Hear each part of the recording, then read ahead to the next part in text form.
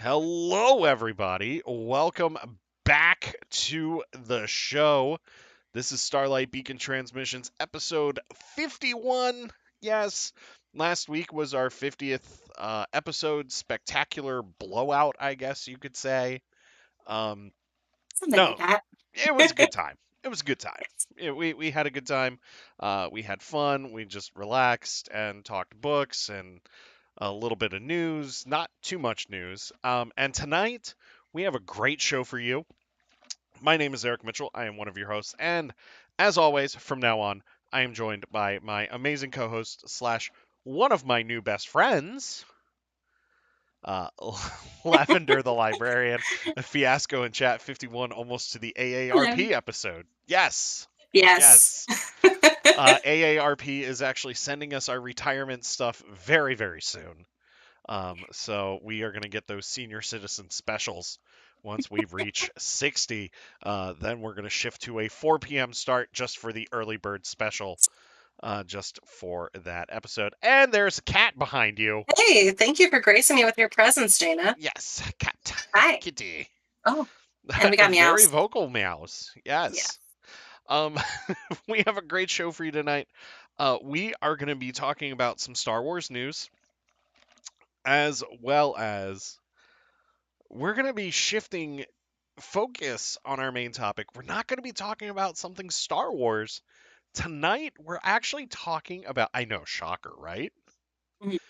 Tonight, for our main topic, we're going to be talking about the Society of Explorers and Adventurers and how it connects multiple Disney parks, Disney Cruise Line, and a Disney water park, as well as a bar at a hotel at Walt Disney World. So, It's the conspiracy that goes all the way to the top. oh, it goes all the way to the top of Imagineering. Yes. Yes, goes all Cat's the not way to the amused. top. No.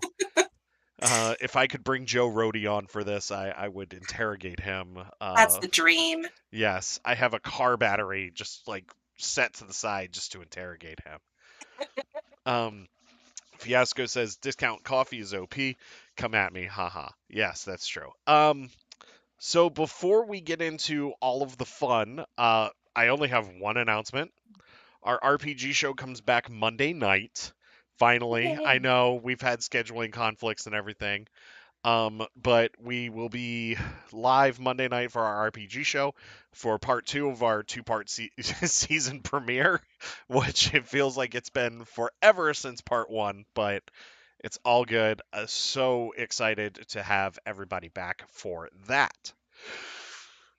That's it. Shall we get to the news? Let's get to the news. Okay, we're going to get to the news here, and I will say this right off the bat. I did not put this in the notes, but you know what? I'm going to say this anyway. Big thing happened yesterday at the parks where we had the release party at Thad's. Yes. Um, we had the release of our brand new Legacy lightsaber hilt, and this was Cal Kestis, and Beautiful. oh god, it's such a beautiful hilt. I mean, it is gorgeous. Cal Kestis, if you are unfamiliar with who he is, he was the protagonist for Jedi Fallen Order, which was a video game, which counts as canon. It is a canon story. So, for those of you that write that off, too bad it happened. Um, they had Cameron Monaghan at Disneyland the day before. I can't get over those pictures. I They thought were it was a great. TV show. I was like, is this a TV show announcement right now? I mean, if they announce a Fallen Order TV show, I mean, I'm sure the internet would lose its proverbial minds Hmm. in a heartbeat, as well as we would lose our minds in Yes. a heartbeat, Yes. because we are both big fans of Fallen Order. I think Um, that might be my favorite game from the last few years. So, yeah. yes, I will also say I think that it might be one of my favorite Star Wars stories of all time. Oh, absolutely. So Yeah, good. it really is. Just quick side note, the stakes are high in the story, but they're so personal that they don't feel that high. Hmm. And I love every single character that they introduce in that game. Um, Yes. I love the crew of the Mantis between Seer and Grease, The Mantis and itself is such a cool ship. it really is. It's really really cool because like we've never gotten a ship like that before in Star Wars, and it's It's like a so different. giant B-wing, It like the way that really it is. pivots. Yeah. Yeah. Yeah, it really is. And I love Night Sister Marin, and Trilla is incredible, and all of the characters in that game are fantastic. So if you've not played Fallen Order, you should. Oh, and I can't forget my boy BD1, Yes. Destroyed. I was going to say Destroyed. too, right now EA has at least the computer version of Fallen Order on sale, I think starting at 9.99. Saw that Yes. yesterday when I was buying Sim stuff. Yeah. Also, if you have Xbox Game Pass, it is available on Game Pass as well Oh yeah. through EA Hmm. Play, so you can play it through that. Um, Definitely pick it up and play it. It's one of the best Star Wars games out there.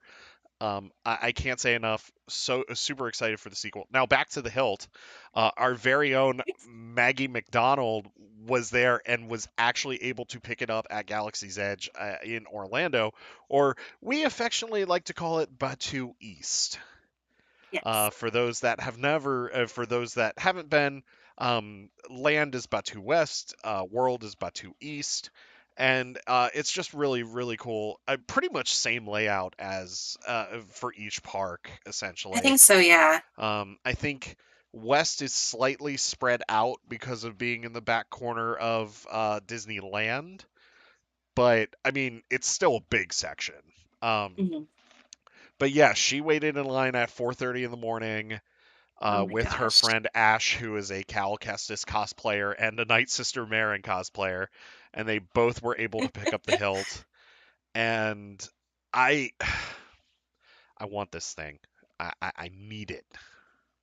It's beautiful. It really is. And I'll have to check next time I'm there, see if we can smuggle one off world for you. I appreciate it because if not, on May 4th, my butt is waiting in line at Doc Ondar's next year Yep. to pick it up. Like, I will join that virtual queue at 7 in the morning to get that Oh lightsaber yeah. hilt. I don't care if it contradicts every other plan I have for May 4th that day next year. I'm waiting in line to get that hilt. Uh, Worth it. yes, exactly. I was just so amazed, like the pictures that I've seen of it, the attention to the detail on the section where it's all burned up. Yeah. Like I was really worried that that was going to look cheesy. Hmm. Because I know, like I have the the Ray reforged, and it's got like the little leather strap, but it's very clearly fake leather, and it's like they could have been done a little better. It's still cool though. But yeah, I love the way that they molded that, and it's the paint job on it and everything. It's so good. Yeah, I think this might actually be out of all the legacy hilts, I think this one might actually be the best looking one and like the Yeah. more I think the most screen accurate one as well. Mhm. Um because I have the Ben Solo one, which that is one of my favorite hilts of all time because I love how big and bulky it is.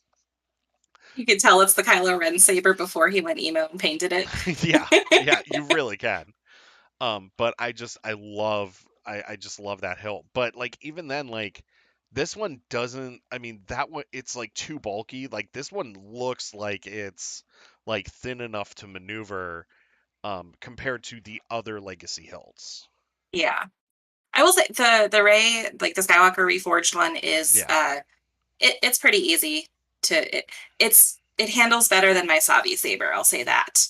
I think it's been Yeah, better with that one. yeah, the Savi Saver is They're so definitely heavy. they're heavy, they're bulky, they're definitely there for just posing with photos or Yeah. posing for they're definitely there for like photographing. Not saying that there's nothing wrong with it because that experience is absolutely incredible and if you've And never done it, you need to. I cried. Oh yeah.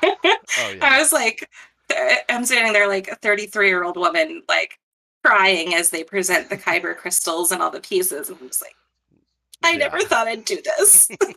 Yeah, I mean, I my wife did it uh last October, and when she did it, I went in with her because like you can have a guest go in with you, Hmm. and like I was just behind her, and like I streamed the whole thing on Discord. So like John was Nice. there, Joey was there, a few other people from Discord were in the voice chat watching it, and It's like like she had all of the Jedi with her.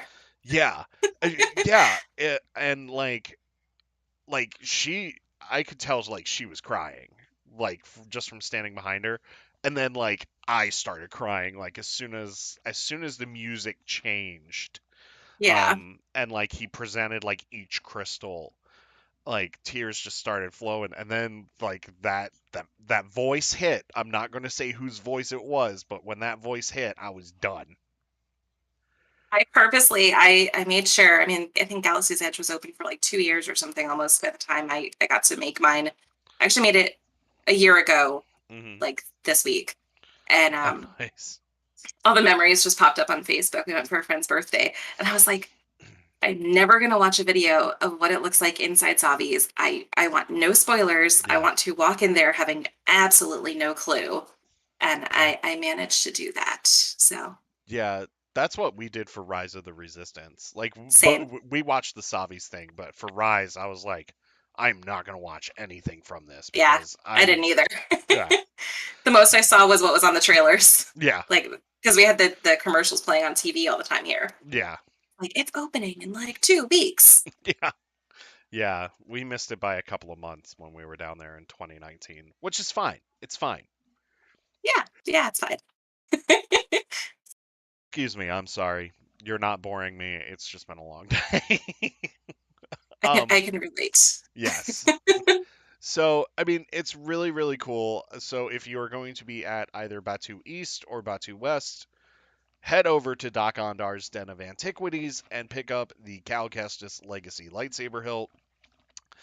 This Or was don't, so we can get them. exactly. Or pick them up and mail them to us. I mean, I'm always accepting It hurts to gifts. ask. Yeah. I mean, Maggie did send me the chopper from Droid Depot. Aw, Yeah, that thing's awesome, by the way. Um, yeah. I played with one in the store last time I was there, and I was like, I don't need another droid. I don't need another droid. I want this murder droid. yes. I did not get it yet though. This is the sixth droid that we have, I think.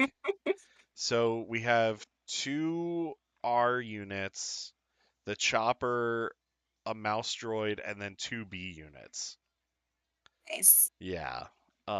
Which the mouse droid's really cool too. But anyway, the final Cal Kestis thing is that this was actually voted on by the fans in 2020. And I believe we were actually supposed to get this last year in 2021, but they ended up Yeah, I delaying think it. the poll came out prior to COVID, I believe. Yeah, it was right around the start of it, I think. Yeah. Yeah.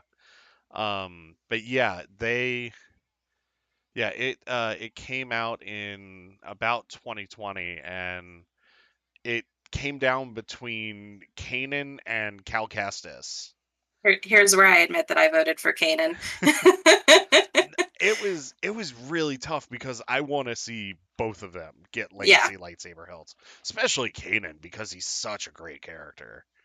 Um, absolutely. Kanan's one of my faves. yeah, oh, me too. So seeing it come down to the wire was really cool. Hopefully, one of the next ones we get is Qui-Gon Jinn. I think he deserves a legacy hilt as well, but that's Yeah. for another podcast. So let Lightsaber speculation night. yes. So let's move on here to the rest of the news. This is a big one here. Marvel unleashes the cover for Kersantin Star Wars Tales #1 exclusive reveal. And so this is a Black Chrysanthemum one shot that is coming out that is going to be released on May 4th, which is awesome. And this will be, it says here, according to StarWars.com, Chrysanthemum Star Wars Tales #1 of arriving on May 4th, or Star Wars Day, collects Star Wars 2015 issues 14 and 15 and 20, as well as Star Wars Dr. Aphra Annual #1, which include Chrysanthemum's rumble with Obi-Wan Kenobi set between episodes 3 and 4, his epic clash with fellow Wookiee warrior Chewbacca, and finally a look into the Blaster for Hire Trandoshan Gladiator pit origins and subsequent quest for revenge. For those looking to learn more about this fearsome fighter after his appearance in the Book of Boba Fett, you've found your bounty. Um, this is a little misleading because you would think this is a brand new story that they're telling Yeah. instead of collecting a few issues into a one giant one shot. Um, I'm okay with it. I think I the more Black Chrysanthemum that we have, the better. I mean, what do you think about this? I think it's kind of it's like one of those things they're doing for like people who are trying to collect chronological comics, or like if someone says like, "Oh, I want to read the Chrysanthemum comics," but they don't want to go pick up each of these individual things or track down which volume of like the trade paperbacks that those ones are in. I guess it's just like it's making it convenient to say like, "Here, I read all of Chrysanthemum's stories in one place." Um, I don't think that's a bad thing by any means. I hope that there's like some cool extras in it, and I want to say I love the font for the title on the cover. It's I'm probably I mean, I'm gonna pick it up. Like if I I don't buy it for me, I'll probably buy it for my neighbor. yeah. I mean, it's really really cool. It is. And I I just think it's really neat because I mean, those of us that read the comics, and I'm not trying to like sound snooty when I say those of us that read the comics. Pinky out. We Yeah, read the comics. yeah. No, I'm not trying to sound like that. What I'm trying to say is, for those that are familiar with the character, this is really cool. Especially like, maybe you lost those issues, or maybe you lost that trade, or whatever that has those issues in it. This Mhm. is like the perfect way to, or just to have it as a collector's thing. This is the perfect way to get your friends on the Black Chrysanthemum train. Like Yes. the ones that were just like, Like, "Who's who's this that guy?" guy? Yeah, pretty Yeah. much. Because everybody at work was asking me. They're like, "Who is that guy that showed up in Book of Boba Fett?" And like I had to explain it to them. And like Mhm. now I can just bring in the comic and just be like, "Here, read this for 30 minutes or whatever on your lunch break and let me Yeah. know what you think." Yeah, it's a lot more convenient than trying to say, "Okay, well, you have to read this issue, and this issue Yeah. of this comic," and then, like, you need the issues of Aphra that he's in. So, yeah, I mean, it's a convenient way to for people to learn more about him, which I it's not a bad thing at all. Yeah, it reminds me of like those True Believer #1s that they have from Marvel, where it's like they collect like key issues for like $1. Yeah. Mhm. Yeah. It just reminds me of that essentially. But yes, It's like if a you're, little character profile. yeah, yeah, it pretty much is. Because let's face it, Book of Boba Fett and Mandalorian have thrown us a lot of like comic book characters in these Yes. two shows. And like even Cad Bane, like everybody was asking me about Cad Bane, which is Who's for a that whole guy? nother story. Yeah, exactly, which is a whole nother story. So, May 4th, 2022, pick up Black Chrysanthemum Star Wars Tales #1, and that will be fine. Now we have a brand new book announcement. Star Wars Exploring Tatooine will take readers on a desert journey. This is going to be an all ages book that is releasing in August of this year that will showcase all the landmarks, cities, um, creatures, peoples, all sorts of stuff. We do have Boba Fett and Fennec Shand on one of the covers. We also have Luke Skywalker and R2D2. Dr. Afra is apparently going to be in this book as well. Because who hasn't been to Tatooine within the Skywalker saga scope? Exactly. This is going to be written by Riley Silverman and illustrated by Studio Moody. I love the illustrations already, and I just think that this is great. We have the Dune Sea here, so like Cad Bane's featured. You have the Jawa Sandcrawler. You've got Boba Fett on the throne. You've got Mos Mhm. Eisley Spaceport, and they show Pelimoto as well as the As they Razor should. Crest. Yes. Oh, and she's got Grogu with her too. Yeah, Oh, that is true. She does have Grogu with her. We have the Millennium little Falcon there. little bright eyes. Yes, little bright eyes. We have the Millennium Falcon there. We also have the Dewback in the background. This is really cool. We also have Kenobi's home, so we're getting some in-depth profiles on Kenobi and his home. This is just really, really neat. And if you have kids that you're trying to get into reading, this is one of the ways to do it, in Yeah, my I opinion. have kids all the time come into the library and they're looking for, they don't necessarily want Star Wars stories. They just want to read about Star Wars or Hmm. Minecraft or XYZ thing. And this is like exactly the book that I would give those kids. Like, here, like it teaches you all about the places and the Yeah. people and the events that happened. Because yeah, like kids are little non, even though this is a fictional world, this is considered nonfiction when you're in a library, because Yeah. you're learning about the lore. Hmm. And yeah, this is the kind of stuff that kids eat up because it's like it's developing vocab skills, and they're like, oh, I get to, now I'm going to know about Cad Bane when he shows up and nobody else knows who he is. Yeah, exactly, exactly.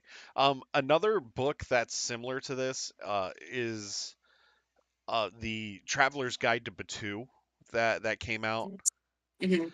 because like it gives you just the lore for the planet and everything too. Yeah, What? and the other one that this reminds me of is the maps book that came out after. Yes. I believe it came out after either Last Jedi or Force Awakens.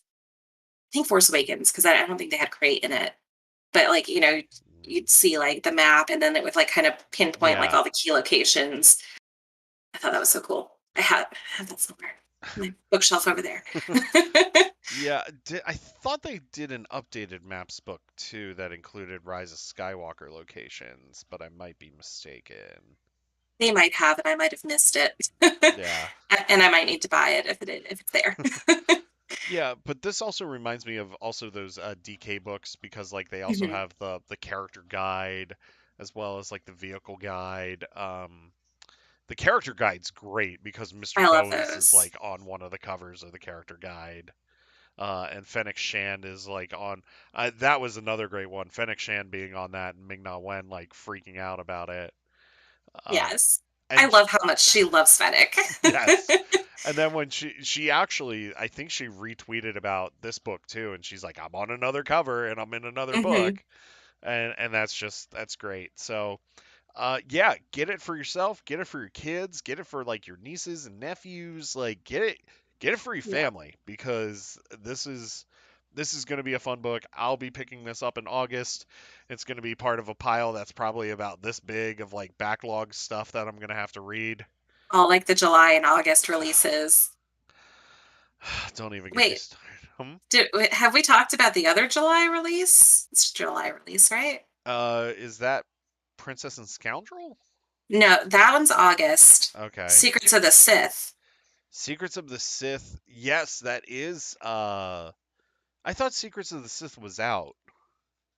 No, that's or is it Or Secrets or Shadow of the Shadow? Sith. The one with Lando and Luke Yes, that that's they just Shadow of the released a cover Sith. art for. We're getting to that at the Oh, end of this. oops. It's okay. It's okay. I'm excited to talk about it too. This is what I get for not reading ahead. It's okay. Let me see here.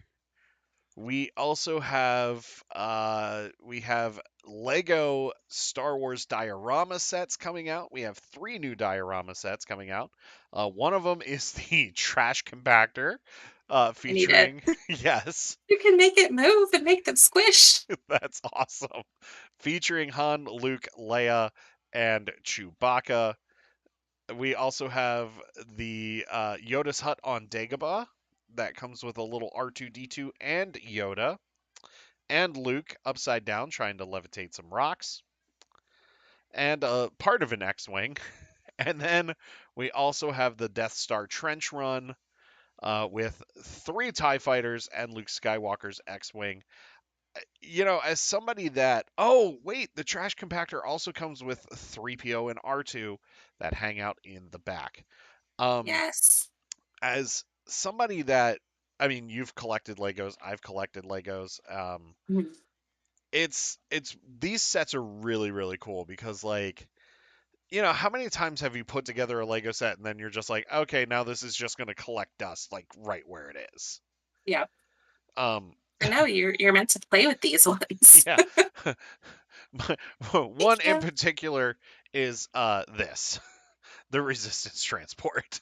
Like I Ah, still have it off to the side here because like I haven't done anything with it yet. Um, and oh, that means you have the little Vimarati minifig. I do, and and I I love, wanted to buy that set just for the Vi. yeah, I wanted her because I wanted it because of the Vi and the Lieutenant Beck and the Gonk droid.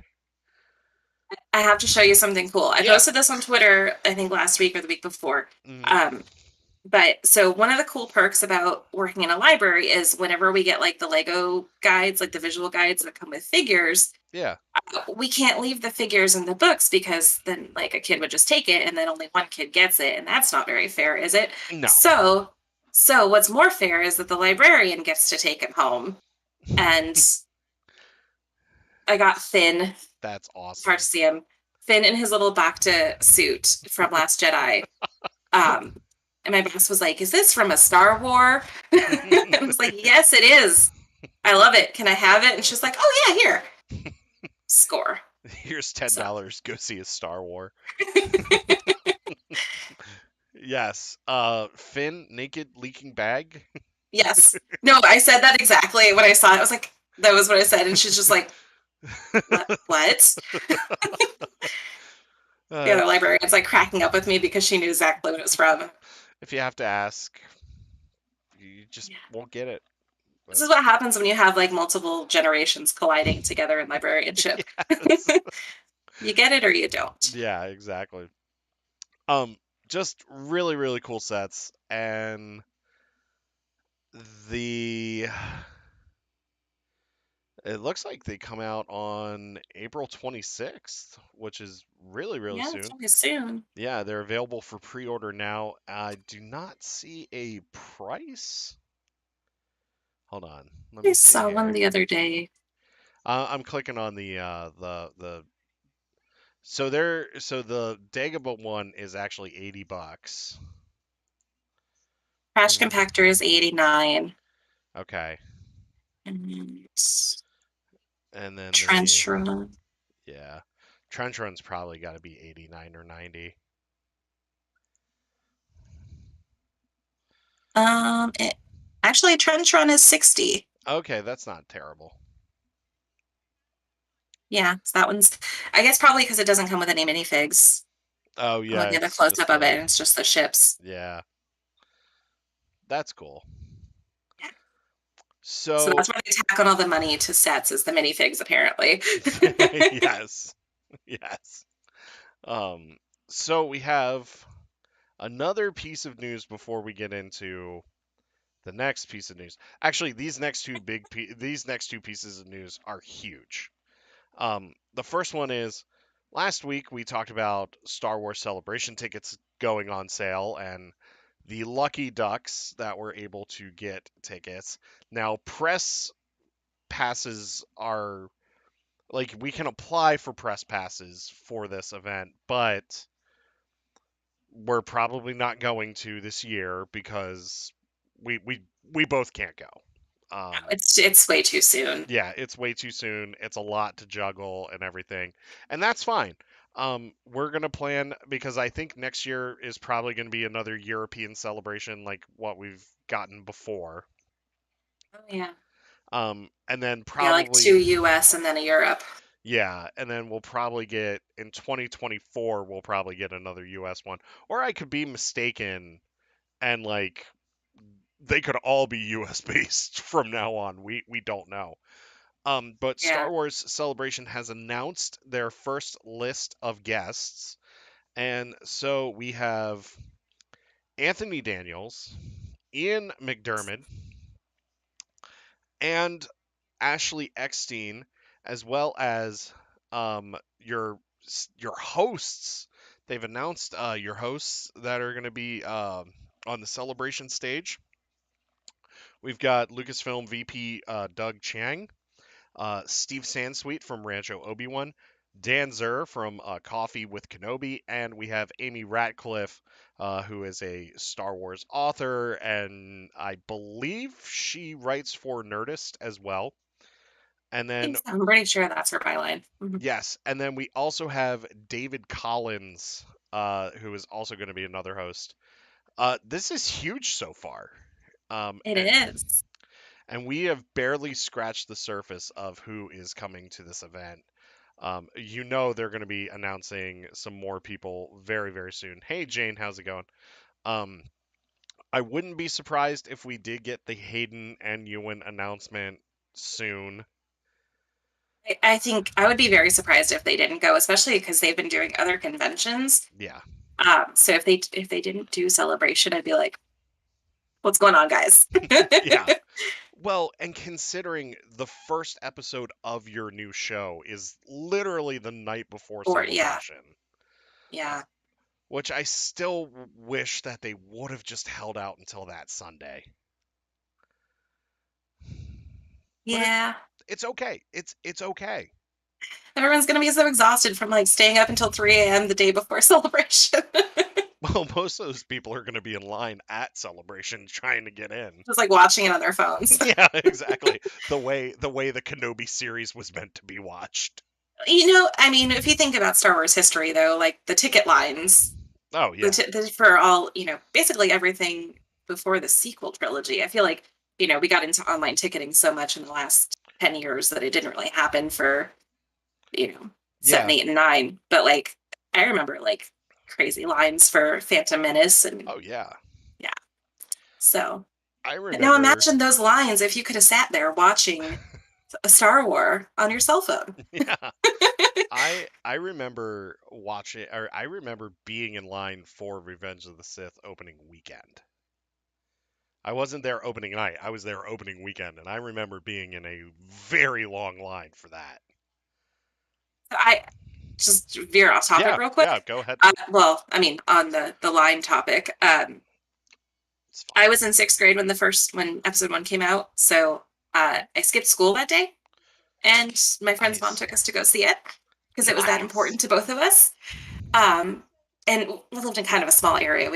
There was no crazy there. Mhm. Um, and then episode 2, a friend of mine, her dad won tickets from a radio show. Oh, So we wow. actually got to see episode 2, I believe, a week or two before it came out. Mm. Yeah. And I'm like sitting here feeling like the coolest kid in school that I saw a movie 2 weeks early. And everyone's like, yeah, but it's Star Wars. So not that cool. Oh, okay. And then Revenge of the Sith, I did not see on opening day because it was actually the same day that I graduated high school. And I had to, like, do the family thing.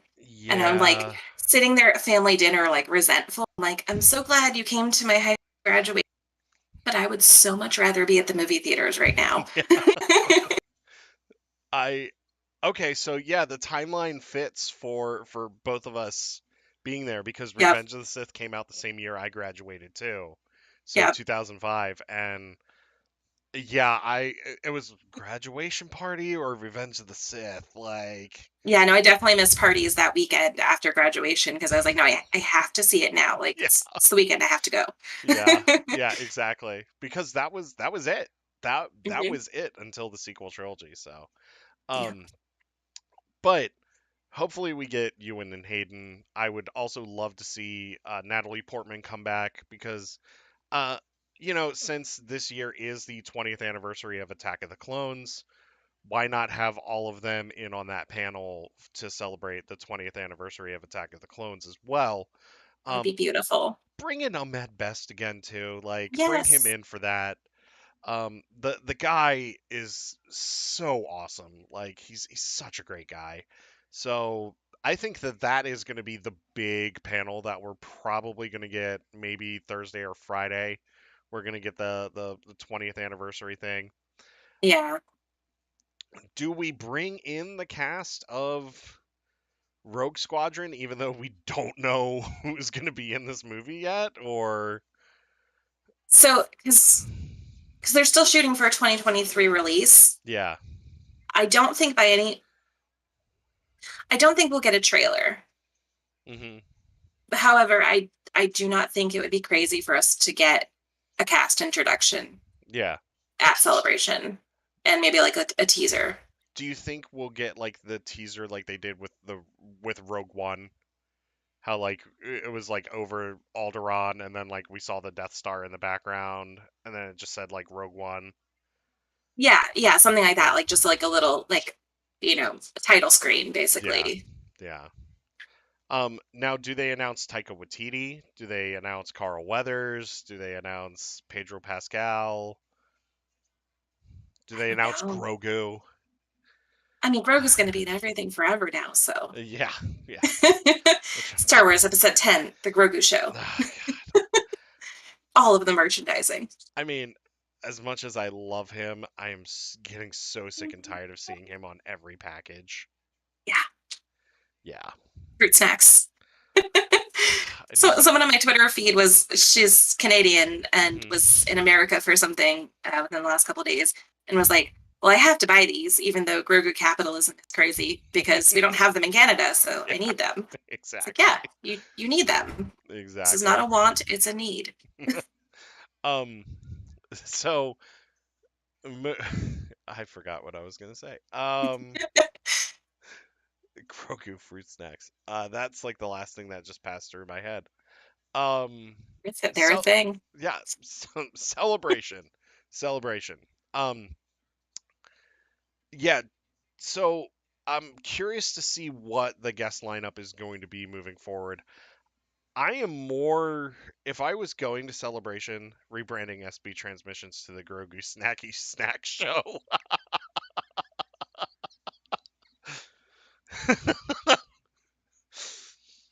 I'll make sponsored by macarons. sponsored by Nabisco.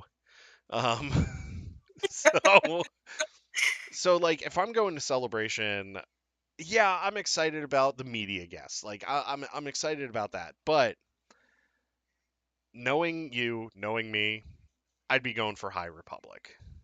Oh, absolutely. Um that to me is as a Star Wars fan, that to me has me more excited than any TV thing that they have or any movie thing that they have coming through the pipeline.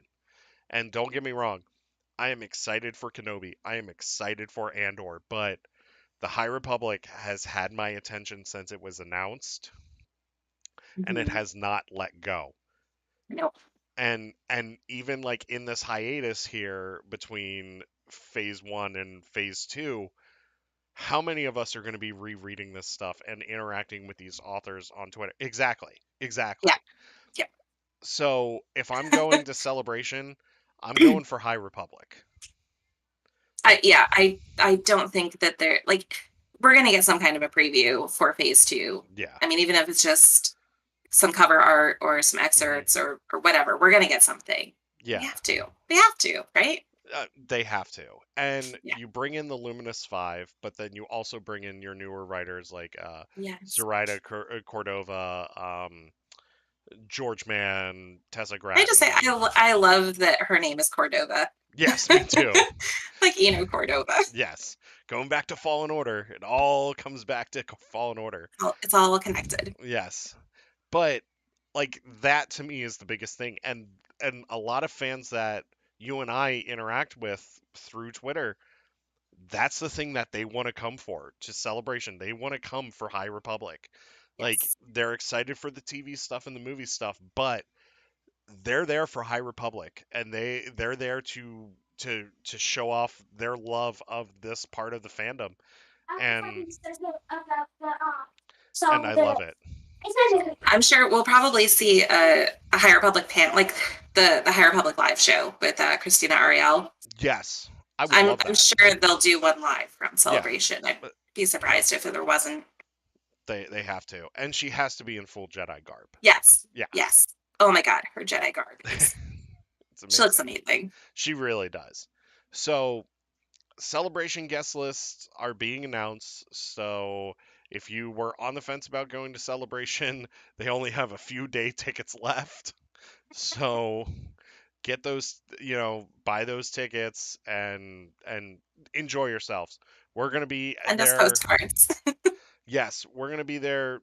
Well, we're going to be covering celebration that entire weekend. there Um, virtually. yeah, we'll be there virtually. Um, I know I'm gonna go live 4 days that weekend, but you don't have to go live 4 days that I don't know weekend if I with can me. do all 4 days, It's but fine. I'll be there.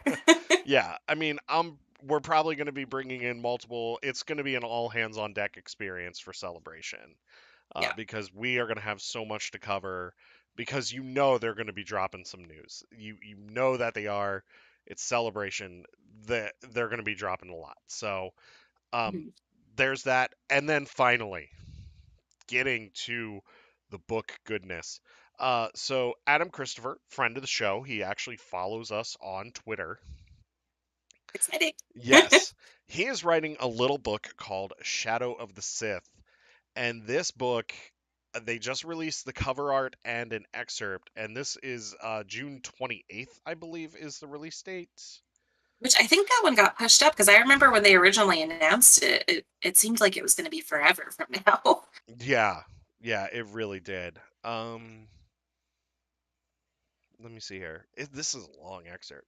Yes, It June really is. 28th. Yeah. Yeah. So with this, we have a great cover here with Luke and Lando, and then we have a mysterious Sith figure.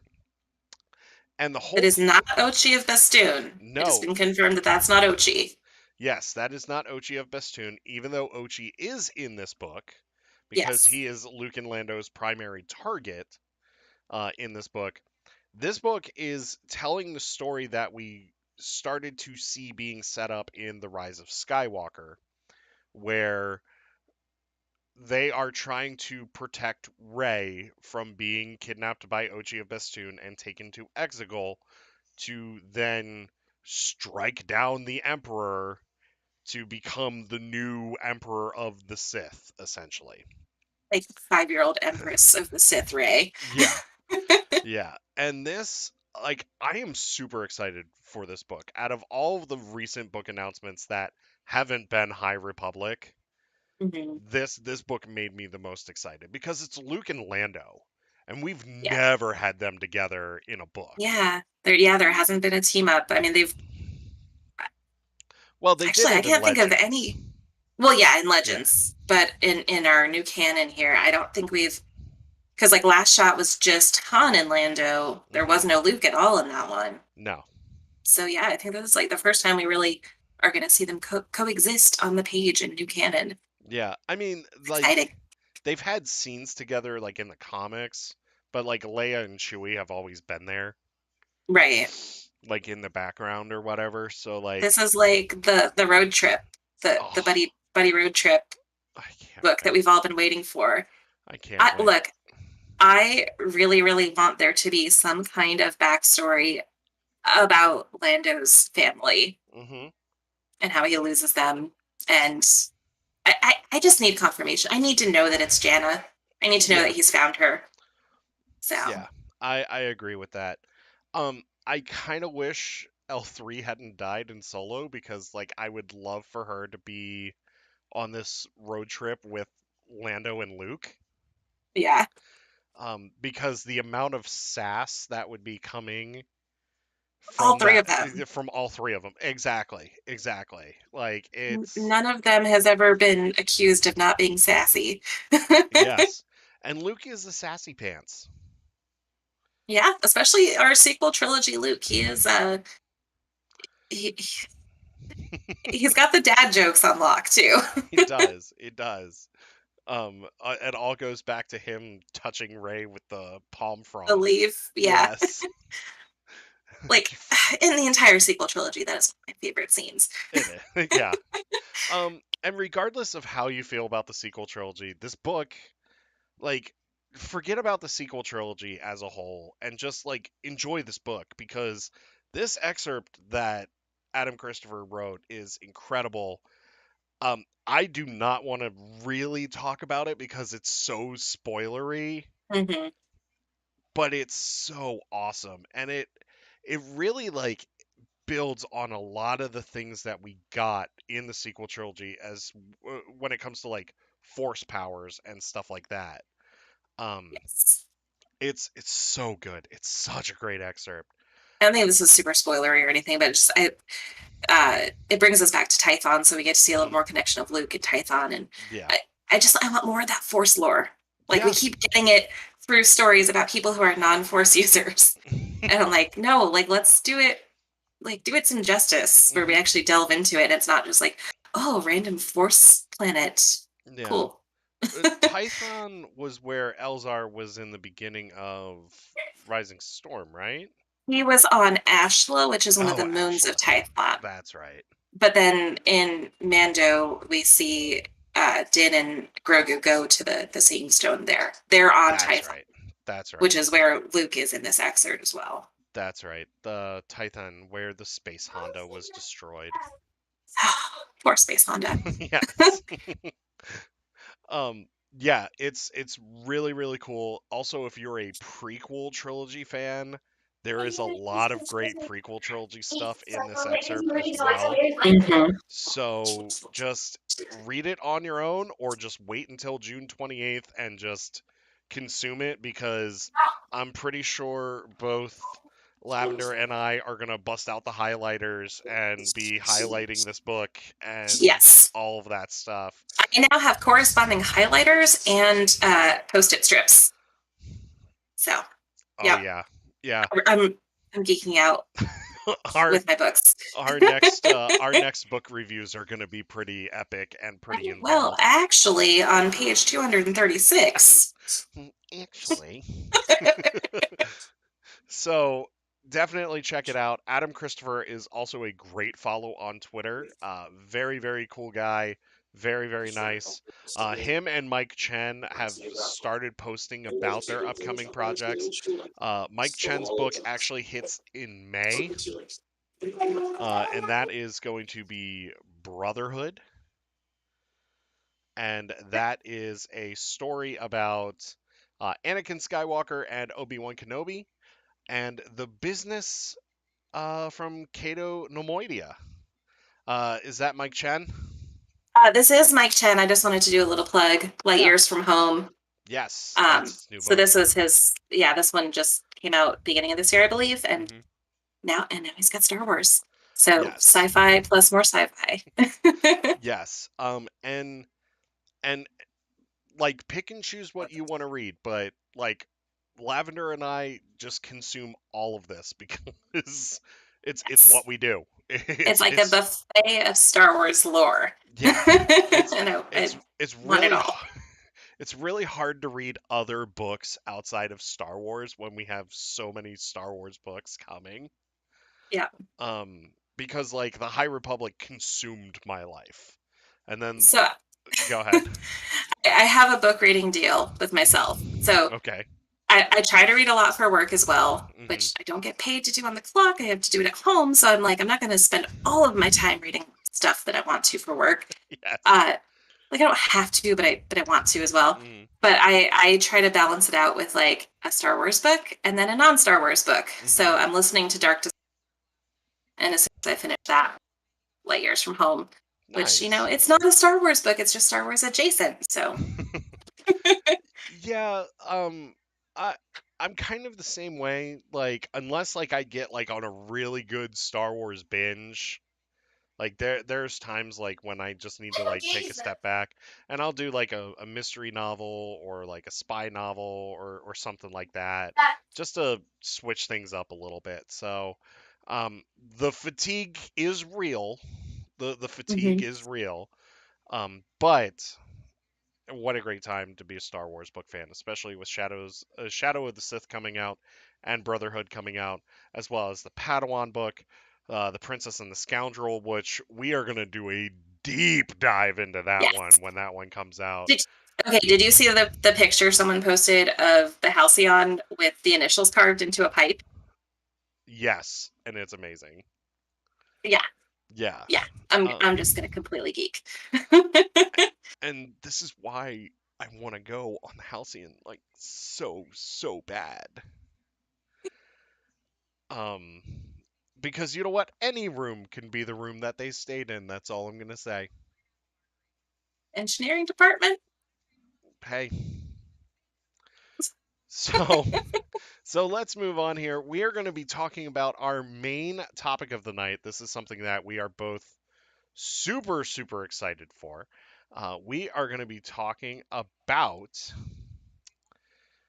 a little known thing that this is a huge, mega interconnected story that All the way connects. to the top. It goes all the way to the top.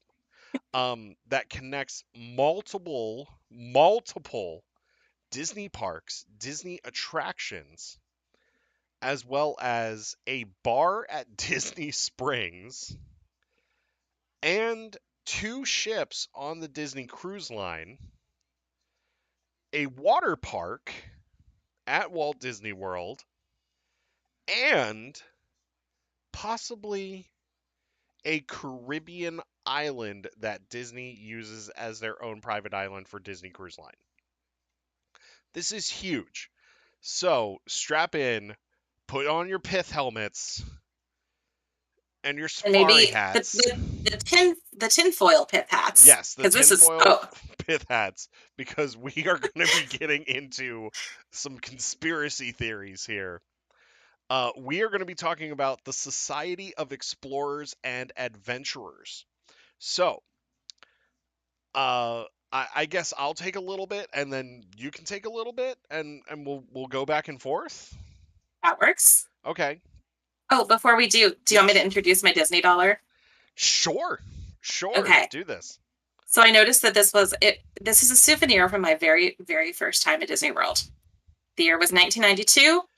I was four and a half, almost 5 years old. Um, and they used to do this thing. Now you can put money on a Disney gift card, or if you're at Galaxy's Edge, you can get a Spira, which is super cool. Yeah. But before the Spira, we had currency with character, and this is one Disney dollar. My parents and my grandparents, I think, gave me spending money for the trip, and because at Disney World, we just went ahead and converted it to Disney dollars, and I saved. I'm not sure if I saved one or if like my mom had the foresight to save one. Mm. Um, but yeah, she just recently found it and gave it back to me and was like, "Here, it's your Disney dollar." I'm like, oh, my one left, and I don't know. I wonder if I could still spend this. I don't know. I mean, I paid for it. I gave them my Yeah. dollar. It is signed by Treasurer Scrooge McDuck. Oh. May be used as legal tender only at Disneyland Park, Walt Disney World, and the Disney stores. Uh, and says Treasurer Disney Scrooge dollars may McDuck. be spent or collected and saved as souvenirs and are redeemable at any time before or after any period of inactivity. So technically, this is still a dollar according to Disney. So You know what? I would save it until our meetup next year because like I really want to see if you can spend it. I do, yeah. Yeah. Hadn't even thought about this for years, and it was just like it was hanging on my cork board here, Hmm. and I was like, oh, that's a Disney thing. So That is awesome though. That is my house is so full cool. of Disney and Star Wars things because I live so close that it's basically my whole existence. Our house is the same thing. It's Disney and Star Wars with a little bit of Marvel sprinkled here and a Yep. couple of video game things, but that's about it. It's mostly Disney and Star Wars. So, the SEA, the Society of Explorers and Adventurers.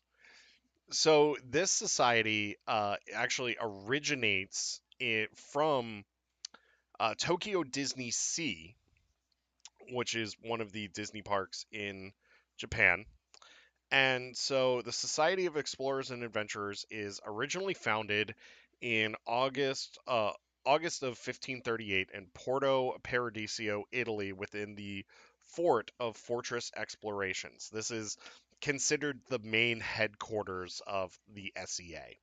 The society consists of scientists, explorers, researchers, artists, and travelers and adventurers from around the globe, and it's dedicated to the continued exploration of the world's exotic lands and oceans.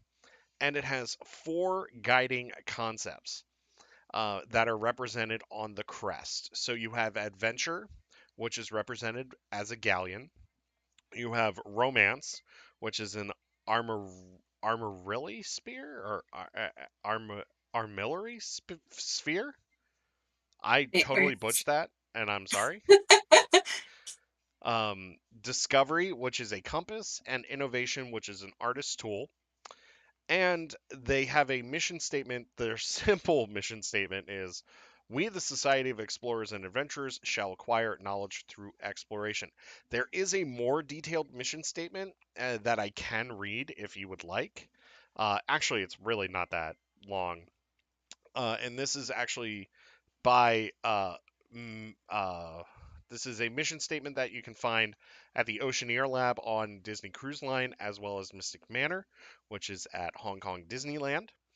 And it says the mission of the Society of Explorers and Adventurers is to collect, conserve, and curate valuable cultural and artistic artifacts from around the world and make them available to the public in an artistically pleasing and sensitive manner.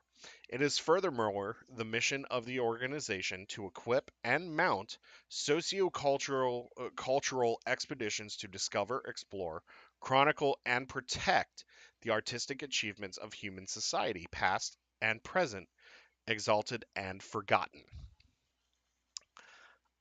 This I is love that. Yeah, this is really really cool. The Imagineers that have come up with this story should get every single pay raise in the book Happened already. if they haven't already. This, I mean, I feel like this is already the guys that are at the Yeah. Um, in the original incarnation of the society, there were several historical figures as honorary members. This roster included Leif Erikson, as well as Pythias of Massalia. Um, Also, Francis Drake is on here, Prince Henry the Navigator.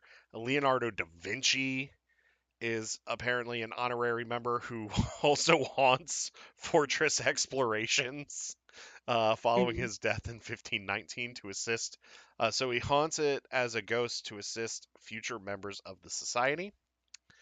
And before we get into the more known members that are part of this story, um, I do have to say this is a really interesting concept to come out of one theme park that is not domestically in the United States.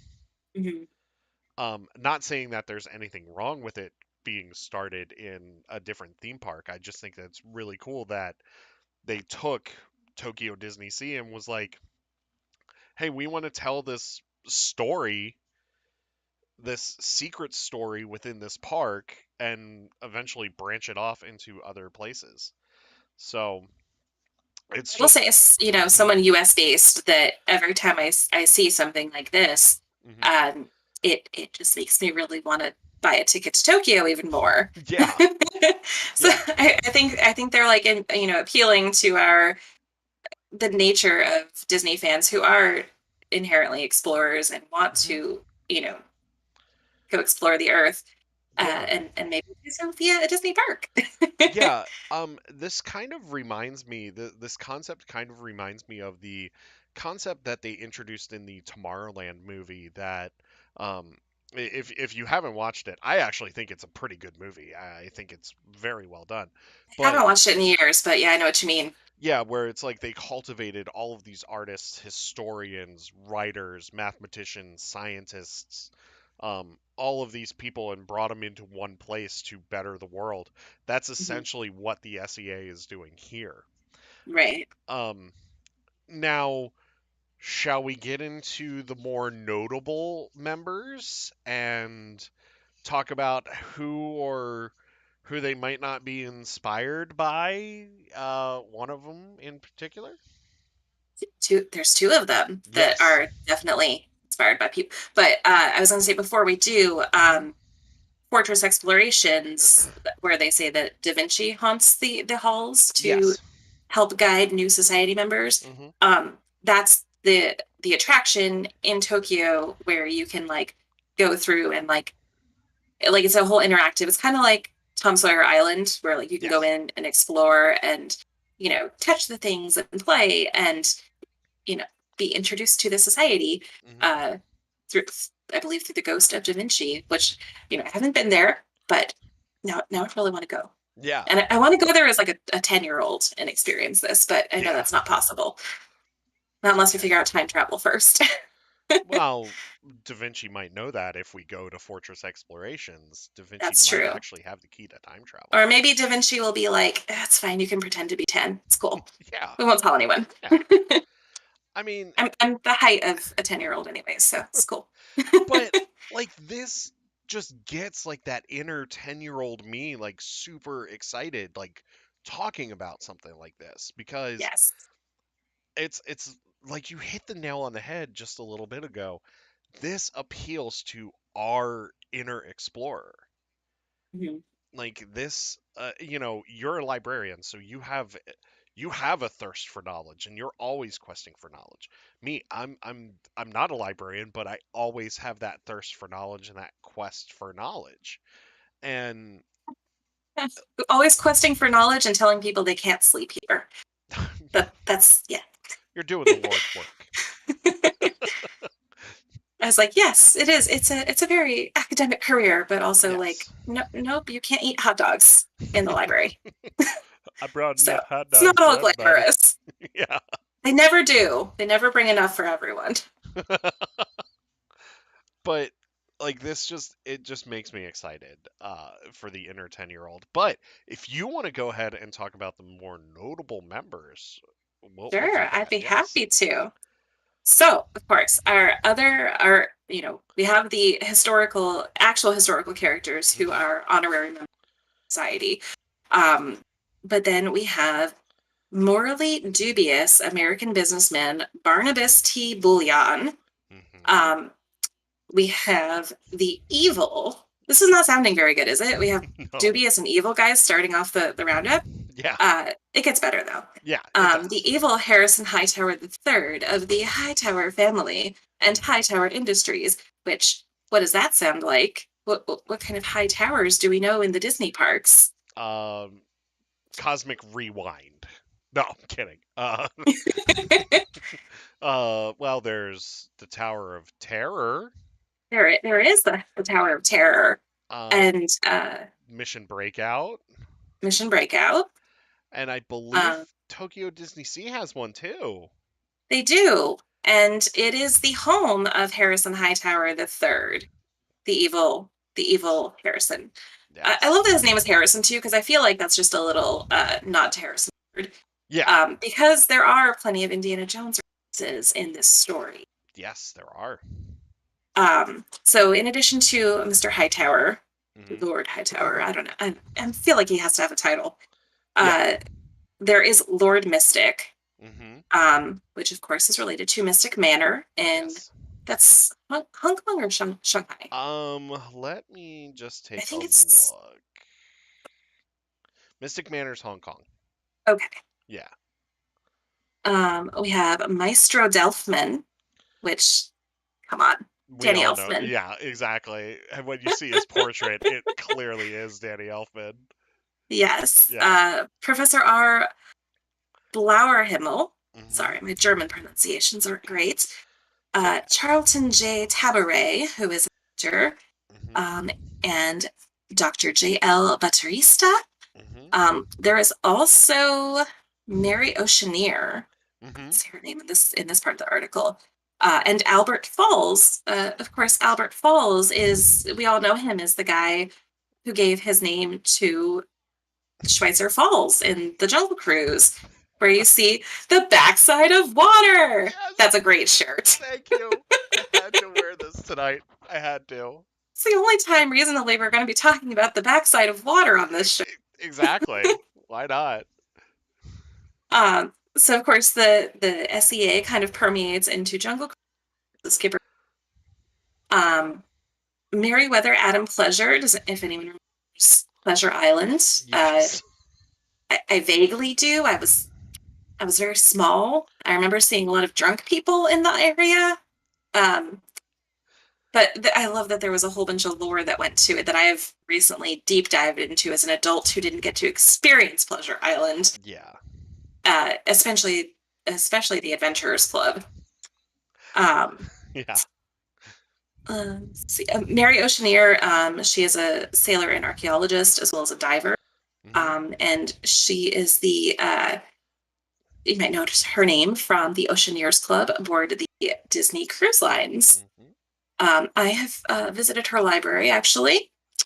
Feel very fancy.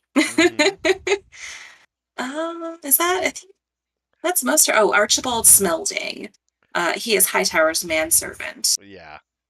And I think he disappears with Hightower at some point. Yes, Yeah. and yeah, because Hightower disappeared. That's part of the story of the their Tower of Terror over Yeah. there.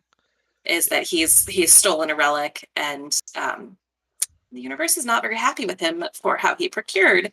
Hmm. And we see in the mission statement that they do these things in a sensitive manner, and Hightower didn't. So Yes. Um, so I will say this real quick about Mary Oceaneer. She also discovers Typhoon Lagoon. yes, that's right. And there's Yes. the shipwreck there of Hmm. the. It's named for her parrot, Salty. Ship is named after Yes, her parrot. it's the salty. It's actually in here. Let me see here. Hold on, I'm looking. The MS Salty 4. Yes. One, Um, two, three, four. So three of them have crashed. The Salty Four is now shipwrecked on Typhoon Lagoon. yes. I have Um, not been to Typhoon Lagoon since they added that in, and now I'm like, oh, go. so we're actually planning on going in August for one of the glow nights. Nice. Yeah, because like we've never been to Typhoon Lagoon either. And I'm like, I really want to see this like at night in the summertime where it's a little bit cool and like I'm not Mhm. baking under the sun. Like, Oh yeah, those the ground there. Like if you don't bring water shoes, like I used to live much closer to Disney as a kid, and my mom and I like pretty much every weekend we'd be at the water parks because we didn't have a pool in our house, so that was easier. Probably cheaper than putting a pool in too, actually. yes. And yeah, there was like a couple times where I forgot flip flops or water shoes, and I'd like put my sneakers in a locker, and then I'm just like, ow, ow, for the entire day. It Yeah. sucks. Don't do it. Yeah. So I I'm planning on meeting Salty and doing Misadventure Falls at some point. Yes. Yes. Um but there's also Atlantean writing on the buoy at Typhoon Lagoon, I miss and that. and there's a possible connection that Mary Oceaneer might have been part of that Atlantis expedition that we get in the movie. So who knows? I just say Hmm. that of all of the Disney animated movies, I think that one's my absolute favorite. Atlantis? Yeah. Oh, Uh, absolutely. the summer that it came out, I was too old to be doing this. But the summer it came out, I got like the Disney Adventures magazine. Yes. Yes, and they had the Atlantean alphabet in Hmm. there. So it was like hieroglyphics basically, or like Orabesh. And so I taught myself the alphabet, and then was like writing secret codes to my friends, and they were like, "This is stupid. Why are you doing?" Luca. No, it's not. Uh, but yeah, so I'm sure I could translate the buoy. Oh yeah, that would be awesome. Um, but yeah, like real quick, Atlantis, highly underrated movie, just Yes. highly underrated movie. I Uh, spent that whole summer doing a deep dive. I read every book in the library that I could find on Atlantis and the Bermuda Triangle. that's And like, awesome. yeah, Yeah, I was that kid that summer that was like, I know all of the facts about all of these things. but that's This is where awesome we're going though. to find Atlantean artifacts in North America. Yeah, I mean, but that's awesome though because you were your version of Milo, Yeah, essentially. Yeah, absolutely. yeah, He's an icon. yeah. He really is. He really is. Him and Kita are just Yeah. icons. So, yes, I think that that's awesome that there's that tie into that as well. Um, so do we want to also talk about Barnabas T. Bullion and Oh, what yes. attraction he might be with? Yeah. I think, yeah, he was the first guy on the list here. Barnabas T. Yes. Bullion. He is one of the newest members to have been introduced to us, Yes. obviously. He was introduced, I believe, when they redid the queue for um, Big Thunder Mountain Yeah. at Disney World. And Yes. if you notice in his portrait, this is like that time where I should like show a portrait. But Mr. Bullion, who loves gold very much with his whole Yes. heart, and he thinks it all belongs to him, and that he can mine wherever he wants for it.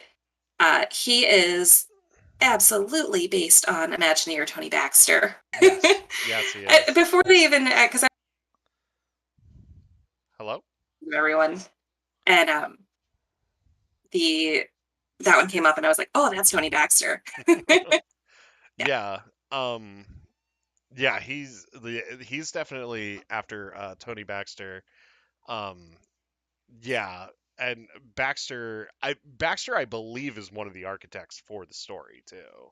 Yes. Yeah. And then, of course, Harrison Hightower the third, the other evil one. Why this Imagineers playing like the bad guys? They're like living out their like villain fantasies. I don't know.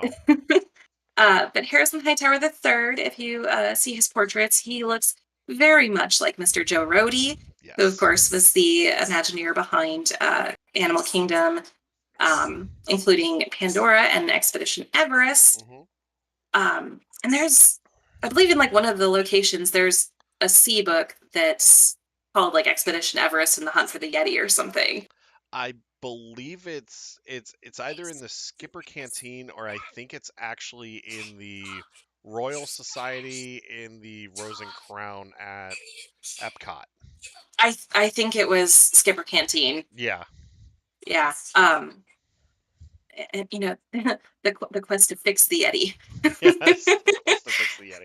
It's a Also, quest to make him move again. We know where he is. We just can't see him move. yeah. Also, real quick, Joe Rody was also one of the head Imagineers on the Alani project as well. Oh, that's right. Yes, he Yes. was. Yeah. Um, I haven't seen any tie-ins from Alani to see.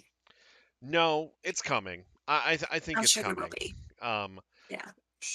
a quick side note also about Joe Rody, he is, I believe, designing stuff for Virgin Galactic now, so he's working with Richard Branson Yeah, in that's that because company. he retired.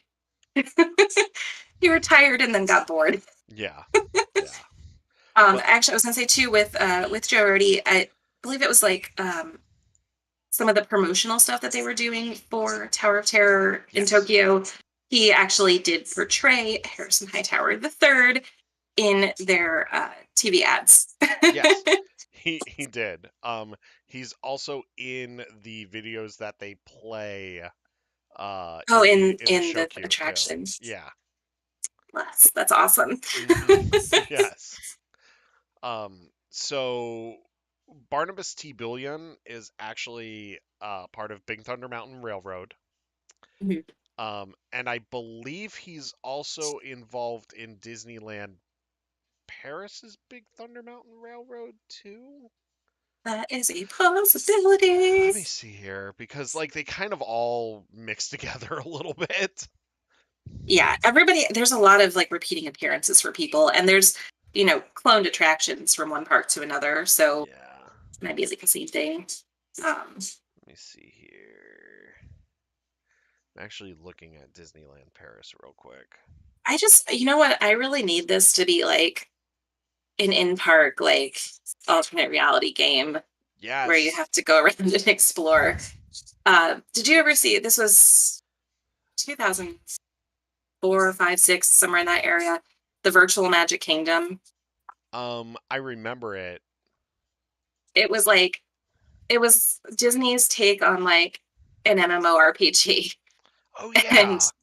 so you could like make your little Disney soda and like wear your Mickey ears in the parks. I was wearing Mickey ears in the park. It was cool because of that. But they had a lot of stuff that if you went and like did an activity in the parks, Hmm. you would like get a code to unlock stuff in your and this was before they had the like the whatever the sorcerer game that they have now, which Well, I have never gotten into, but I need to. I always well, see people doing it. it's gone. It's no wonder I hadn't seen. I also haven't gone to Magic Kingdom in a while. And I had almost every single card outside of most of the holiday cards. I was only No, missing Winnie the Pooh in the collection. that's sad. Yeah. Yeah, I saw that come up after after VMK had long since closed, and that was I was like, it's kind of the same, but it was I loved how it was more in park than it was Yeah. online because VMK was meant for people to kind of like fall in love with Disney parks online, and then and by when I say people, it was geared towards like preteens and teens. And so it was like, hey, fall in love with this Disney park. Look at all these Disney things. See all Yeah. these exclusive videos of Expedition Everest. And then tell your parents so they'll bring you to. It's exactly what it was. Yeah, it was like during that time like when they were trying to get the numbers back up Yes. because it was Yeah. like right at the end of Eisner, right at the beginning of Iger coming in. Mm-hmm. That like they were just like launching all of those initiatives, like just trying to get everybody Yeah. So yeah, I would like drag my parents and like, we have to go because I want to collect this thing for my rooms. in. I need this item. I need these ears. Which I was lucky enough to be able to do. But and of course, I was the kid getting extra cards to share with my friends too. Like my parents would do the activities and get the card, and like, let me give this code to my friend. I Nice. was not scalping them on eBay. It was not. No, no, you weren't. No.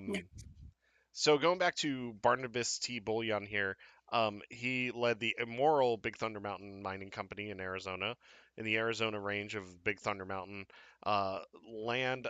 The company had stolen from indigenous Shoshone peoples. However, the angered indigenous spirit of Big Thunder did not take kindly to Bullion and caused a variety of natural disasters and accidents around the range in an attempt to ward off the invaders. So pretty much this indigenous spirit causes your mine train to run away. Um, this also ties into a little bit of uh, the Haunted Mansion because we get Madame Zarkov and the Museum of Mhm. the Weird, and Madame Zarkov was actually the precursor to Madame Leota in the Haunted Mansion, and the Museum of the Weird actually became the Memento Mori gift shop. At My favorite store. Yes, it's a really cool My favorite store. store outside of that too. Yes, yeah, it's a really cool store. Like it's a really cool store. Um, very small though, very small. Um, so we have that. And then so let me see here. So Bullion tried to use his connection with the Society of Explorers and Adventurers to acquire resources needed to try and innovate against the angered mountain. So he tried to fight back, but the society um, just ended up saying, "You're on your own, dude." Mm-hmm. Um, and Bullion actually ended up biting him in the butt. Yes. And of course, so just to add this little part Hmm. to it, behind the scenes, it was allegedly planned for Disneyland Paris's Big Thunder to not be canon to this. Wait, sorry, reading skills.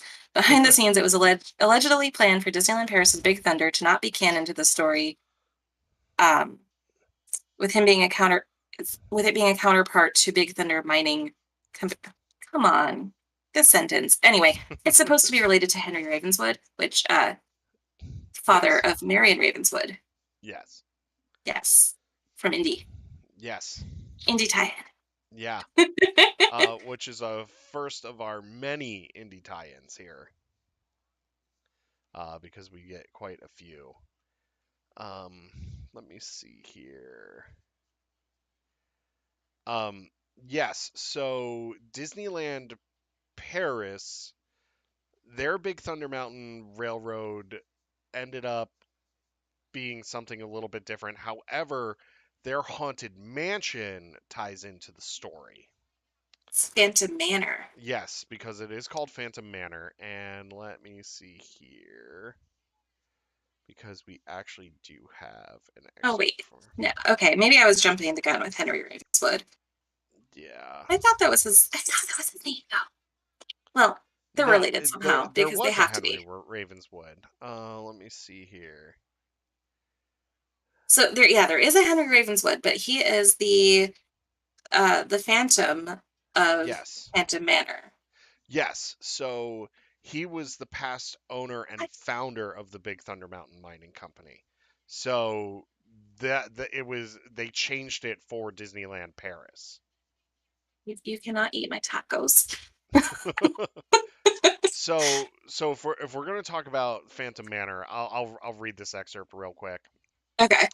So it says the Thunder Mesa Daily Messenger was an in-universe newspaper for the town of Thunder Mesa. The newspaper mentioned a group of intrepid explorers and adventurers being sent into Ravenswood Manor in 1884 to investigate a series of missing persons cases.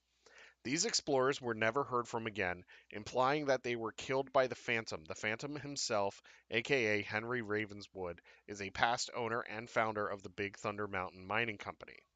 Phantom Manor's setting of Thunder Mesa is frequently referenced as being in the same region as Tumbleweed and Rainbow Ridge, namely by the Thunder Mesa Daily Messenger newspaper, a sign outside of Disneyland's Big Thunder Mountain Railroad, and the posters for the Butterfly stage line connecting the towns in the Magic Kingdom. Additionally, one of Melanie Ravenswood's late suitors was Captain Rowan D. Falls, the captain of the Mark Twain riverboat, who shares his surname and family occupation with Dr. Albert Falls. So, Phantom Manor, I've All connected. actually seen. I've watched the ride through for Phantom Manor. Mhm. Um, it is a lot scarier than the Haunted Mansion. Yes, yes, it is. Yeah. And it's so good. It's so good. Um, and they got Vincent Price to do a lot of the English, a lot of like the English voiceover for it too. Mhm. Um, and it's just great. Now, your Graveyard Jamboree is actually in the town of Thunder Mesa, which I think is really cool too. And then the Phantom, pretty scary dude. Yes. Yeah. Borrows heavily from Phantom of the Opera Yes. Yes, he for does. the inspiration and the mask. Yes. Yes, he does. So we have that. Let's move on now to let's talk about Hightower and then we'll talk Mystic Manor. Sounds good to me. Okay, cool. So Get back to my tower here. yes. So So many wiki yeah. pages. Yeah. Go ahead and talk about Harrison Hightower the third.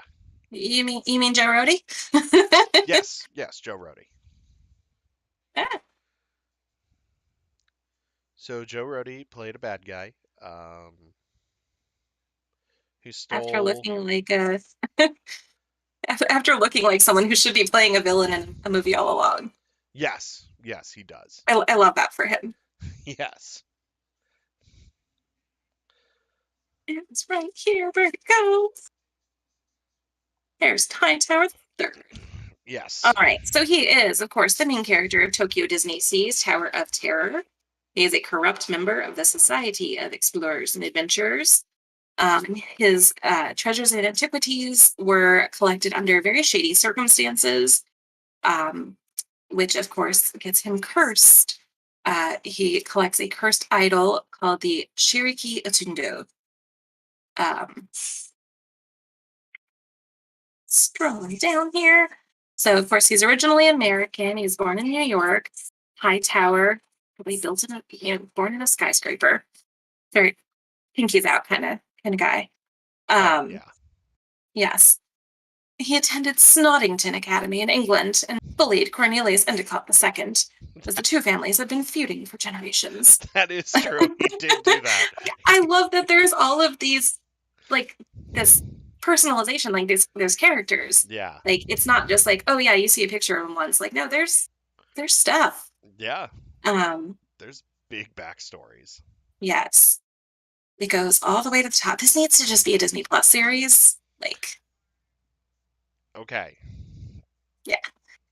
So after he inherited his father's fortune, Hightower battled Endicott in becoming New York's most dominant figure, with Hightower using his wealth to undermine Endicott at every turn, such as making Endicott the only influential New Yorker not invited to his hotel's opening, and denying Endicott membership to the Pharaoh's Explorers Club, which Hightower, of course, controlled. Um, so he goes into the Congo River, and he is escaping. There's hostile people chasing him because he's in their territory, taking their stuff. So Yep. why wouldn't they be? But his expedition crew ran into the dreaded Matundu. They were surprisingly friendly towards the foreigners and invited them to share food. Yeah. During the meal, he learned of their protective deity, the Shiriki Utundu, which is personified in the form of an idol resting on an altar in the village, which of course he steals. And then he takes it back to his hotel. And he brings the curse with him because when you take stuff that doesn't belong, it should happen. Yeah. He throws a press conference on New Year's Eve, 1899, to the new century here. Yep. Um, so it is the press conference on New Year's Eve and a party at the hotel. He's boasting about his latest find and showing he's going to show off this artifact, and he is being very pompous and snooty, not allowing anyone to question him. And when a reporter asks if the Shiriki Utundo wasn't really cursed, uh, Hightower has him thrown out of the party because he's That's like, no, funny. yeah, this is a cursed item. He's playing it up. But of course, that night, while his celebration was a success, and Harrison retired early at the stroke of midnight, he goes to bed at midnight. I'm Yeah. either in bed way before midnight or at way after on New Year's. Yeah. um, Yeah. he tries to find a spot for the idol in his penthouse apartments, and he is stopped in the elevator by Mr. Smelding, the guy that he kicked out. Or no, I'm sorry, his personal valet. Strang was the one that he kicked out. Yeah. His personal valet comes to him with a warning to show proper respect for the culture of this statue. Mm-hmm. Hightower, of course, refuses and defiantly extinguished his cigar on the statue's head. So Nice he's guy. asking for it. He's Yeah. asking for it at this point, right? Yeah. Nice guy. January 1st, 1900, at 12 a.m., midnight, inside the elevator, Shiriki Utundu comes to life with an evil green glow in its eyes, horrifying Mr. Hightower. The cursed idol gave it a terrible laugh as it summoned green lightning to blast Harrison into oblivion, Mm-hmm. plunging the elevator down the shaft and chaos that led to the hotel's closure and its haunted reputation. Yep. And this is where we get our Tokyo Disney Sea Tower of Terror.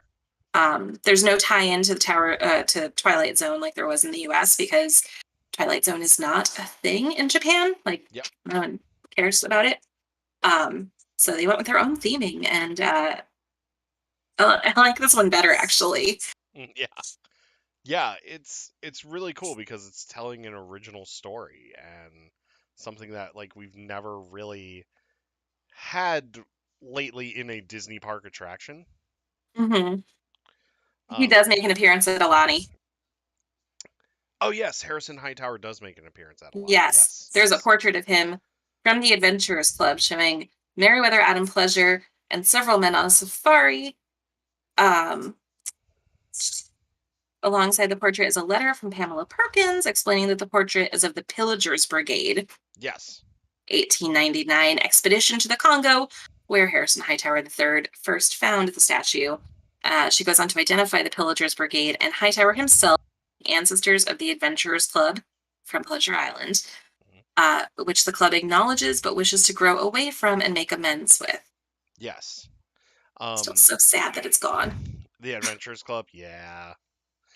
I had Yeah. plans with my mom to celebrate my 21st birthday because that was a 21 and up club. You Yes. could only, not 18, had to be 21. Yeah. And last time I went to Pleasure Island, I was probably like 17 or 18.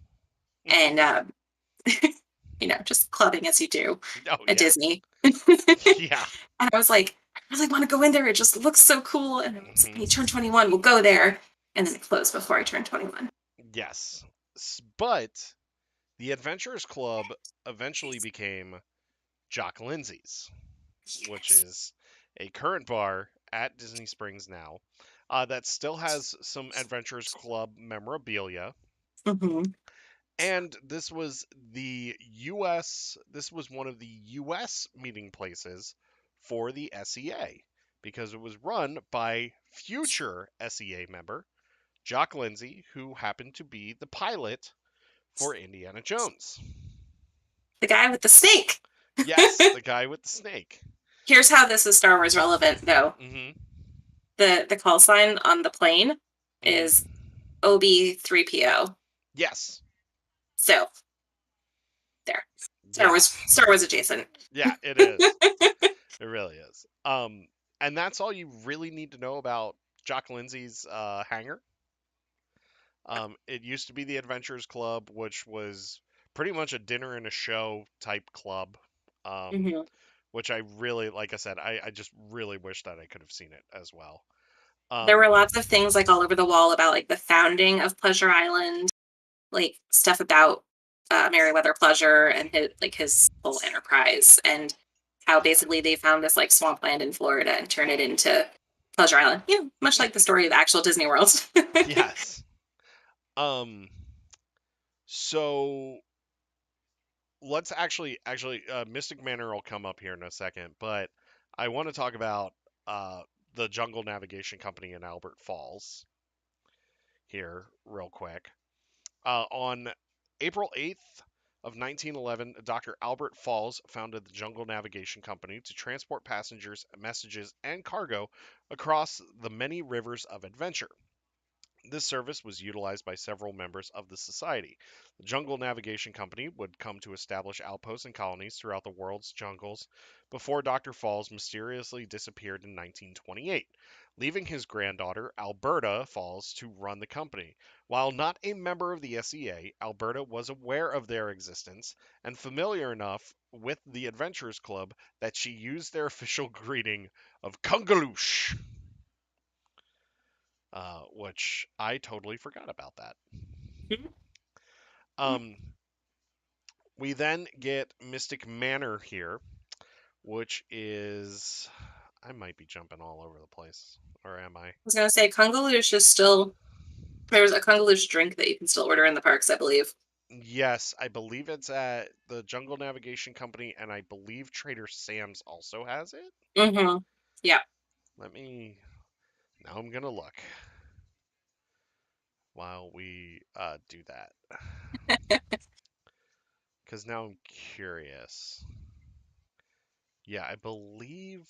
Yeah, I think you can get it alcoholic or non alcoholic too. Let me see here. I don't need that. What? Okay, the Disney site There's a is up here. Kungaloosh Ale that is a Disney exclusive beer inspired by African style amber ale, currently available at the Nomad Lounge, Thirsty River Bar, Yes. and Trek Snacks and Tiffin's at Animal Kingdom and Jungle Navigation Co.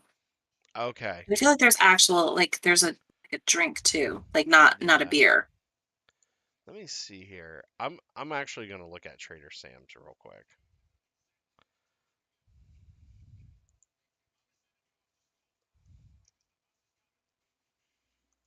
Skipper Canteen has a dessert dish titled Kungaloosh.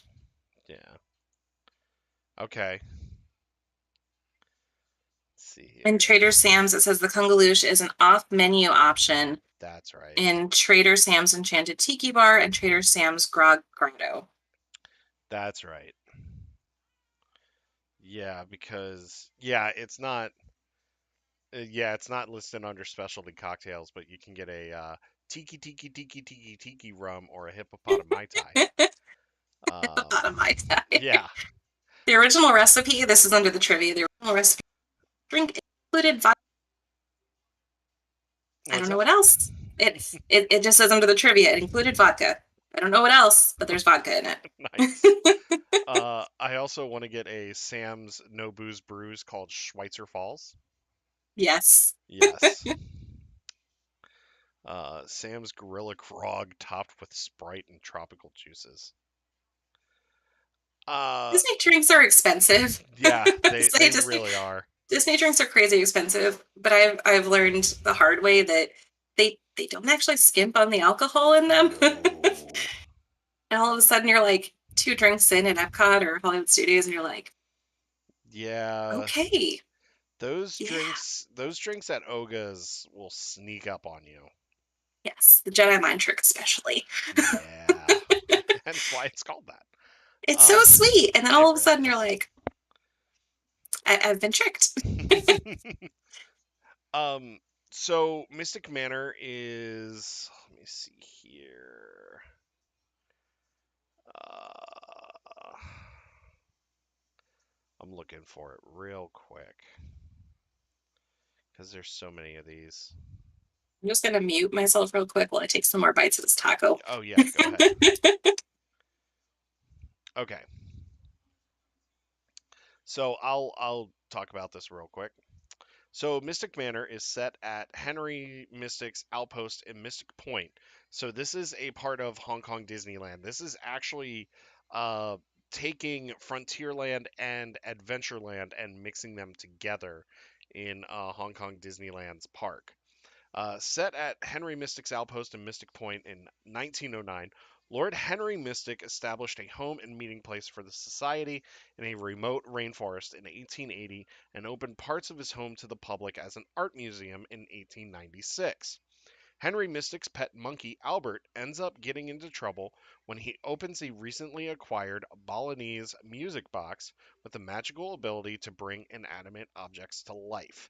And that's pretty much Mystic Manor. Mystic Manor is Hong Kong's version of the Haunted Mansion, and this one is a little more whimsical, a little more family friendly. You don't really have a lot of the darkness that you would with Phantom Manor. We also have, with Mystic Manor and Mystic Point, Haunted Halloween. Since the SEA became part of the park with Mystic Point, some of the Adventureland offerings during the park's Halloween events have incorporated the organization into their stories. We've had Horrors of the Amazon. In 2014, Horrors of the Amazon focused around a villainous skipper named Jonas Brisbane who hoped to join their ranks.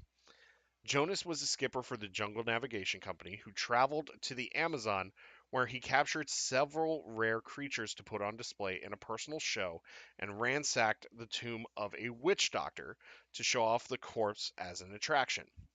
The witch doctor returned to life in order to punish Jonas, followed by Jonas attempting to cannibalize the witch doctor's blood in a futile attempt to protect himself. The show ended with Jonas and the witch doctor disappearing, implying that Jonas was killed for his crimes.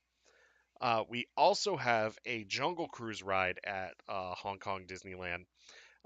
This is the Jungle River Cruise, Curse of the Emerald Trinity. In 2015, the story of the Jungle Cruise overlay Curse of the Emerald Trinity was instigated by Professor Reed, a man who was kicked out of the SEA for following a large scandal regarding him grave robbing Egyptian tombs. He attempted to find immortality by stealing the Emerald Trinity, only to be killed by the Emerald's curse.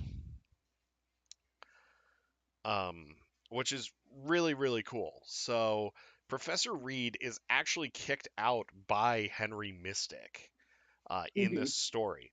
And Henry Mystic, who grave robbed himself, um, realized the I guess you could say he realized the error of his ways Yeah. Yeah. and decided to turn a new leaf, especially after Albert decided to mess things up at Mystic Manor and kicks out Professor Reed. And Reed then tries to get back into the good graces of the society by doing all of these nefarious things, but the society still will not let him in. But I want to go back to the to Jock Lindsay's real quick. Um, it also was not only a hangout for the society, but it was a hangout for adventurers club members and We're other missing their popular club. figures. We are missing a club, aren't we? Well, like the Adventurers Club members, they were missing their club, so they had to go Yeah. to Jocks instead. Yes. Um, and other figures such as Marion Ravenwood, the from Indiana Jones, and Howard Stark, as well as Poncho Barnes, who broke Earhart's record. You said, Yeah, yeah, the her air speed record in yeah, 1930, and that, was also a she raced planes in like a women's air derby, which so cool. I'm gonna find a book about her now. yeah, yeah. I definitely would. Um, and so all of that's going on while Jock Lindsay's establishing this new airplane hangar bar in the sleepy town of Disney Springs, Florida. Um, we have the society doing more of their adventuring on the jungle rivers and doing these cruises. Also, the society's existence became much more publicized throughout the 1930s, with Alberta having even turned the Falls Estates SEA meeting hall into a dining area in her restaurant, the Jungle Navigation Company Limited Skipper Canteen, in 1938. Also in 1938, Alberta had a chance meeting with SEA member Dr. Kon Chinosuke, a world renowned Japanese entomologist who had come to the jungle to study rare ant lions. Alberta invited Dr. Chinosuke aboard a VIP jungle cruise tour along the rivers of adventure aboard a boat called the Kwango Kate under new guy G- JNC skipper Felix Peckman the 13th. Peckman wrecked the boat in the hippo pool of the African Vite, causing Chinosuke to be marooned and chased up a tree by an angered rhinoceros. So if you've ridden Jungle Cruise before, you know exactly the scene that we're talking about. Hmm. If you haven't ridden the Jungle Cruise before, Well, and this it's is the one that's slightly different as well. yeah, This is referring to the newer Jungle yes, Cruise scene, I believe, because there's. I was just looking at pictures of it. One of the guys on the pole who's being chased out, he has an SEA badge on his satchel, yes, he does, he which does, I'm like, it's right there in front of me, and I haven't noticed it for like 2 years. yeah. Um, So observant. so let's see here. I'll just go over a couple of unconfirmed members, and then we're actually going to go into the attractions that tell these stories, more of the attractions that tell these stories, and then we'll wrap things up. We have Captain Brieux, who created an official SEA map alongside Jason Chandler. Frank Wolf from the Jungle Cruise movie himself, a skipper for the JNC, who created a map for Dr. Albert Falls, which was adorned with an SEA crest. We have Madame Vidalia Zarkov, a contact of Jason Chandler and Barnabas T. Bullion from the Museum of the Weird and later a member of the Adventurers Club. We have Mickey Mouse and Minnie Mouse, who also had SEA crests stamped on their passport. Of course, we That have to makes have Mickey sense. and Minnie. Yeah. Yeah. So Disney Cruise Line. This is one of the ones that's really cool. Um, I am actually going on my first Disney cruise in October. Yay. and I'm going on the Magic, which has an Oceaneers lab and Oceaneers club, and You just need to borrow a kid, though. my nephew's going to be with me, so Perfect. yeah. Yes. Because yeah, they won't let you in unless you're with a kid. And I was like, but I just want to know. I just want to see all the cool stuff. Yeah. But thankfully I have children, so I got to go in with them and like see all the cool stuff. Yeah, like I'm just going to be like, "Hey, can I take my nephew just for like 5 minutes?" Just to go look at the plaques and the Yeah. all the lower stuff. I'm He so can run jealous. around. He can run around while I go take a look at that. Oh yeah. Yeah. Um but here it says this area is themed. So you have the Oceaneer Club or Library and the Oceaneer Lab. So the library, this area is themed to the personal library of Captain Mary Oceaneer. It contains a variety of books written by and about Disney characters, in addition to some magical characters hanging around it, such as the Snowgies. I guess they're from Frozen. So Frozen Fever, Okay. where Elsa gets sick, and every time she's animate snow boogers that Oh. run around every time she sneezes, it's just like poof, like snow geese. They're like Okay. bogeys, but snow geese. Okay.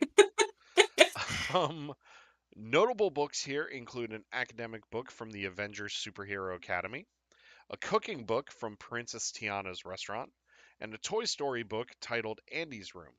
Some of these books function as portals to their respective worlds, including Pixie Hollow, Andy's Room, and Arendelle. So Then we, cool. yeah, it sounds like it. Then you have the Oceaneer Lab. In the Oceaneers Lab on the Disney Magic and Disney Wonder, numerous portraits of Mary Oceaneer and her parrot Salty can be found. These portraits show Mary to be a treasure hunter and a diver, with her diving suit on display in the Oceaneer Lab, as well as treasure found on an expedition to Castaway Cay, their own private island. There are also various crates in Mary's collection, I guess you could say, containing artifacts excavated from the Pirates of the Caribbean franchise, including Aztec gold and the Dead Man's Chest.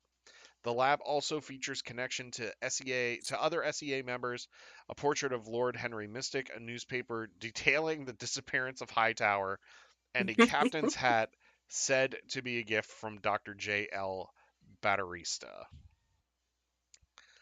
That's pretty cool. It's amazing. Yes. Do you want to do Disneyland real quick? Sure. Wait, am I on the right page? Yeah, here we Yeah. go. All right. So Disneyland. This is, of course, Disneyland, California. Mhm. Um, Anaheim, where all the celebration people are going to be hanging out. Yeah. So we have the Adventure Trading Company, Mhm. which let me look at that again.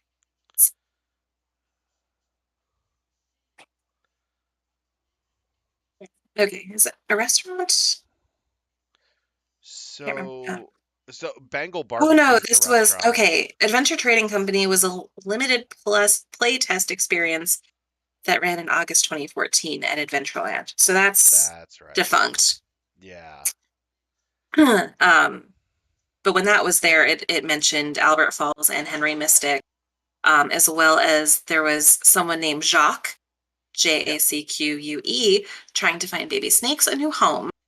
Uh, which Yes. I think we can assume that that was Jock Lindsay who was trying to get rid of the snakes before he had to go pick up Indy. Yes. Yes. Yep. So the Bengal barbecue, which is in Adventureland, appears to have been used as an outpost for SEA with the 1899 club portrait hanging on the wall. Also displayed there is a photograph of Professor R. Blauer Himmel in the cockpit of a biplane, accompanied by postcards to persons known as Elizabeth Doer and Bessie Steele. Most interestingly, there hangs a photograph of Charlie Allnut and Rose Sayer aboard the Jungle Cruise vessel, the Zambezi Miss. On board with them is Albert the monkey. Faithful companion to Lord Henry Mystic. There's also a photograph of SEA member and proprietor of the Jungle Navigation Company, Dr. Albert Falls. Mhm. Um, Allnut and Sayer are actually characters featured in the 1951 film The African Queen, played by Humphrey Bogart and Katharine Hepburn. So that movie, it's always been known that that was a huge inspiration for the Jungle Cruise. Yep. Um, So I like that they have that little callback. Like Hmm. we've got movie characters with, Indiana Jones and Marion and Jock, and then we've Yeah. also got these guys over at Big Thunder Mountain Railroad. There's of course a portrait of Barnabas T. Bullion that's seen hanging through the windows of the Panhandle Hotel. Hmm. My tablet just skipped on me. Um, There we go. The Panhandle Hotel in the town of Rainbow Ridge, hanging on a wall in the building's lobby. There's also a sign pointing to the many towns of the Big Thunder region, including Tumbleweed, where Barnabas made his headquarters. Hmm. Over on Big Thunder Trail, which is kind of in between, like it connects Frontierland with Galaxy's Edge. Yeah. There is cargo being sent to Jason Chandler. It's seen loaded onto a stagecoach for the Western Expeditions and Delivery Service, WED. Yep. Well, Yep. yeah. So Walter Elias Disney and the acronym there. This references how Discovery Bay was to be built in the space occupied by Star Wars Galaxy's Edge. During construction of Galaxy's Edge, there were also parcels for Barnabas Bullion that were seen. I guess they kind of staged it to make it look like there's not construction there, but Yeah. of course, Club 33, which, if you're not familiar with, is the very exclusive invite only very as bougie as you can get at Disney Oh World. yeah. um, that it's a club that it's secretly located next to Pirates of the Caribbean, I believe, in Liberty Square, or no, not Liberty Square, New Orleans Square. Yeah, it's in New Orleans Square, and then it's right past the Adventureland sign in Magic Kingdom. Yes, Yeah. yeah. I walk by and I see the little plaque, and I daydream a little bit about one day being in there, and I know it's never going to happen, but girl can dream. Yeah. Um, Anyway, in the Tiki Takeover event, there was a crate outside of Club 33 with the SEA logo adorned on it. The menus also made reference to Albert Pujols and Dr. Khan Chinosuke, Hmm. in addition to SEA Global Charters Air Service. Yeah. Discovery Bay is an unbuilt expansion of Disneyland, which was by Tony Baxter, Mr. Bullion himself. Um, so that ended up where Galaxy's Edge is where this was conceived, like that Yeah. same space. So Discovery Bay didn't happen. As much Which as I love Galaxy's Edge, this sounds really freaking. it Uh, does. I'll just read this section about Discovery Bay real quick. Yeah. So the original backstory had the land created by former Big Thunder mining company inventor Jason Chandler using gold from Big Thunder Mountain. This expansion would have featured early incarnations of the Dreamfinder Yep. from from Figment, the Hmm. Figment ride. Journey into Imagination, Figment ride, whatever. Yeah. Everyone knows what it is. Um, he would have been billed as Professor Marvel, and of course, Figment would have been there as well. Yep. Which can you can never have enough Figment. No. Like if those popcorn buckets taught us anything, there's never enough Figment. Yeah. um, the Nautilus, the ship from 20,000 Leagues Under the Sea, which would have been salvaged by Chandler and Ned Land, a river ride featuring dinosaurs from Primeval World, a base for Captain Rio and the Hyperion airship, and connections to Dumbo Circus. Chandler was eventually made into a prominent member of the SEA. So Yeah. that was the first like reference to Chandler really was in that Discovery Bay concept. Of Yeah. course, the Jungle Cruise is also involved, Yeah. and Trader Sam's Enchanted Tiki Bar. Hmm. Their counterpart in Walt Disney World, which is located at the Polynesian Resort, does not contain direct SEA references, though it does have references to the Adventurers Club and 20,000 Rip. That Hmm. was my favorite ride, my first trip there. I went on Well, it once. yeah. I'm terrified of being underwater, Hmm. and I hate ocean creatures. And it's probably both because of that ride, but like I also am like sad I only got to do it once. Like maybe I wouldn't have had the fear if I'd gone on it again. That's right, because that was replaced by Ariel's Grotto. It was replaced, yeah, because they drained it. They took all the ride equipment out, and Yeah. then they just made there was water again. They had the grotto, and now that was all filled in the early 2000s. They put Pooh's Thoughtful Spot, which was like the 100 Acre Woods tree, like Pooh's house.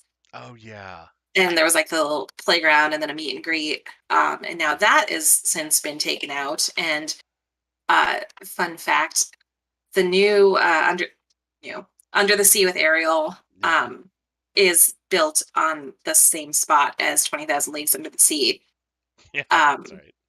and there is a nod to the Nautilus in like the rock sculptures around Ariel's place. Mhm. And they actually, total random trivia fact here, someone from Disney had saved a vial from the lagoon.